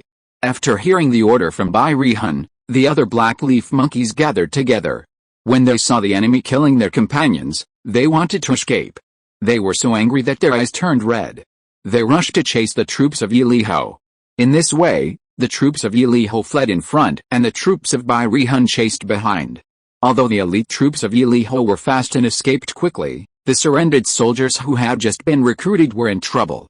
Because they were slow and didn't know what was going on, because they didn't receive any orders from Yiliho, maybe Yiliho didn't take them seriously at all, maybe the war happened too quickly and they didn't have time to notify them, or maybe both reasons. Anyway, the group of lemurs who just surrendered, before they had time to enjoy the glory of victory of the victorious army, once again tasted the bitter fruit of failure, and this time the bitter fruit was even more bitter than the last time, because they were either pushed down and trampled by their own people, or knocked unconscious or killed by the enemy's wooden sticks. On the surface, it seemed that Yiliho was defeated and fled by Bai Rihun, with heavy losses. The group of surrendered monkeys he just recruited suffered particularly heavy losses. Almost 1/3 were killed, 1/3 fled, and finally only 1/3 remained with him. However, the two direct troops under Yiliho, the field team composed of lemurs from the original tribe, were almost all damaged. Only 6 monkeys were killed, 3 were seriously injured, and more than a dozen were slightly injured. Now, he has successfully angered the other party and made a feud with the Bai Rihun, and his arrogant soldier's strategy has basically been completed. Next, it is to find a very beautiful place to set an ambush and annihilate the enemy. A few days later, Nightfire found an ideal ambush location. Everything was ready, waiting for the enemy to come and take the bait. The bait troops of this Enticed the enemy were still the field troops with super combat effectiveness that broke into the enemy camp last time. Their tactics of this Enticed the enemy were also very similar to the last time, that is, to hit the enemy first, and then run away desperately. If they escaped to the ambush circle that Nightfire had set up, it would be considered a great achievement. On this day, the weather was clear, and the army of black leaf monkeys who were during the day were stationed at the foot of a mountain next to a small river 20 to 30 miles away from the ambush circle. The soldier monkeys were gathering in groups of 3 or 5 to chat and brag. Chapter 525, Arrogant. Since defeating the team of Yiliho last time, Bai Rihan has been a little arrogant, thinking that he is very capable and invincible. Although at the beginning, he was thrown into disarray by the enemy and lost dozens of monkeys, he reacted in time and took appropriate measures, and soon turned defeat into victory, defeated the enemy, and made the enemy flee in embarrassment.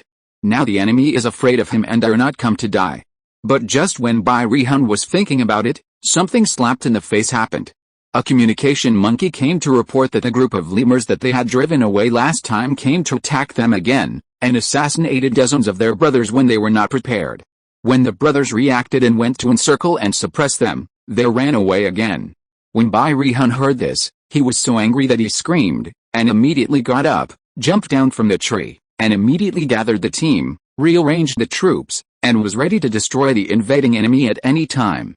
As expected, the Spearfield team of Yiliho who was responsible for luring the enemy saw that after they beat the enemy and turned to retreat, the enemy did not pursue them at the risk of their lives, but instead rearranged their troops and set up a net to wait for them to attack. How could this be possible? In order to complete the task, even if there was a dragon's den and tiger's lair ahead, they had to go through it, thought the captain of the Spearfield team Halasho.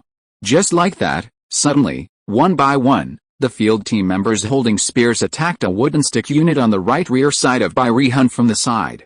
Because the lineup of this wooden stick unit was the most chaotic among all the black leaf monkey teams of Bai Rihan, it became the target of attack by the Spearfield team of Yiliho.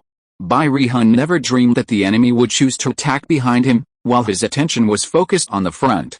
When he received the report and turned his attention to the back and led his troops to reinforce the back, the enemy had fled after killing 30 or 40 of his monkeys. Since the place where the army led by Bai Rihan was stationed was connected in all directions, it was a key place in a place of war. It would make him surrounded by enemies. Deploying troops in this dangerous place was a big taboo in military strategy. This was obviously because Bai Rihan overestimated himself. Although there was only one way to track the enemy to the ambush circle of Yiliho, as long as the enemy was attracted there, it would be considered a success, but Halasho did not intend to do so immediately, because he felt that it was too simple and boring to do so. Only this kind of cat-and-mouse game of beating the enemy and running away while the enemy could not hit him was the most fun. Only when he didn't want to play anymore would he implement the strategy of luring the enemy. After a while, this playful Halasho made Bai Rihan so angry that he couldn't hit the monkey when he wanted to. The enemy monkey had disappeared, and he was always hit when he didn't want to fight. Bai Rihan was so angry that he shouted to the sky and stamped on the ground anxiously, but he was helpless. In this way, several hours later, it was almost 2 o'clock in the afternoon. If he didn't implement the strategy of luring the enemy, there would be no time. Once it gets dark, the enemy will not pursue. At this time, Halasho let the Spearfield team through frequent sneak attacks, almost destroying nearly a quarter of the enemy's active forces. He felt that he had had enough fun and it was time to concentrate, so he quietly moved the troops to the side of the road to the ambush circle, hid, prepared for the last attack on the enemy, and led the enemy to the ambush circle of Yiliho. As expected, this final attack made Bai Rihan really unbearable, and he had to chase Halasho's Spearfield team, because Bai Rihan had always been beaten and could not fight back before, and this time he finally got a great opportunity to retaliate, so he would not give up. The insidious and cunning Halasho led his Spearfield team to fight and retreat, pretending to be exhausted, and slowly led the enemy army to the ambush circle of Yiliho. At this time, Bai Rihan was still in the dark, not knowing it was a trick, and tightly bit Halasho's Spearfield team and chased desperately. However, Because the road to the ambush circle was very narrow, the troops could not be deployed, and no matter how many troops there were, it was useless. Moreover, the further they went, the narrower the road became, and the fewer trees on both sides of the road became, and gradually turned into steep mountain walls. Obviously, Halasho led Barihun's army into a long and narrow canyon. At this time, Barihun felt something was wrong and was about to order the entire army to retreat when suddenly, countless dry branches, dead leaves, hay and other flammable materials were thrown down from both sides of the canyon. Soon after, torches lit with dry branches also fell from the sky. Barihun was horrified and shouted, "Retreat, retreat, the entire army retreat," but at this moment, the troops behind Barihun suddenly became chaotic. It turned out that countless large and small stones rolled down from the cliffs on both sides of the canyon, smashing the rear team of Barihun and making them cry for their parents. They tried to avoid it, but there was nowhere to hide and could only watch helplessly as they were smashed and beaten. It was a horrible sight. At this time, Halasho came back with his spear field team. This was called Barihun being attacked from all sides, with no way to go up to the sky and no way to go down to the ground. He really couldn't survive. But just when Barihun wanted to shout surrender, a resin rocket suddenly shot into his back, causing him to fall to the ground and never get up again. An hour later, Barihun's army and himself were all finished. After this battle, Yiliho became even more famous. Not only did the lemurs who escaped return to the team, but many lemurs from 100 miles radius came to join him. If the small tribes around encountered the Yiliho army, they would surrender one after another, and those large tribes would flee when they encountered the Yiliho army. In short, a month later, Yiliho actually had an army of 1,500 lemurs. Now even Yiliho himself felt that he was amazing. Apart from humans, he thought that even if he was not invincible in the world, he would at least have no rivals within a radius of 200 miles. Faced with a rapidly expanding team, those weapons became scarce, so Yiliho had to look for and mine iron ore in coal mines everywhere, and sent a large number of laborers to dig and carry iron ore and coal ore. The original dozen blacksmiths could not meet the demand. He urgently recruited new blacksmiths, expanded the blacksmith team to 80, and expanded the blacksmith shop several times, asking them to forge spears, bows and arrows, swords and axes day and night, preparing for a longer distance and larger scale war. While stepping up preparations for war, Yiliho also required his subordinates to conduct high-intensity military training every day, as if he was ready to unify the monkey tribes in the world. No mistakes, one song, one post, one content, one book, one forum, 1619, one book, one forum, one look. Similarly, Susan was also full of confidence at this time, thinking that he should be able to defeat almost all opponents in the animal world. Soon, these two arrogant guys will usher in a life and death contest. Who will win and who will lose? Let's wait and see. End of this chapter. Thank you very much for reaching the end. Don't forget to like. Looking for more exclusive content and immediate access? Subscribe to our Patreon. Remember, every like, subscription, or donation encourages us to continue. Thanks to everyone. See you in the next video.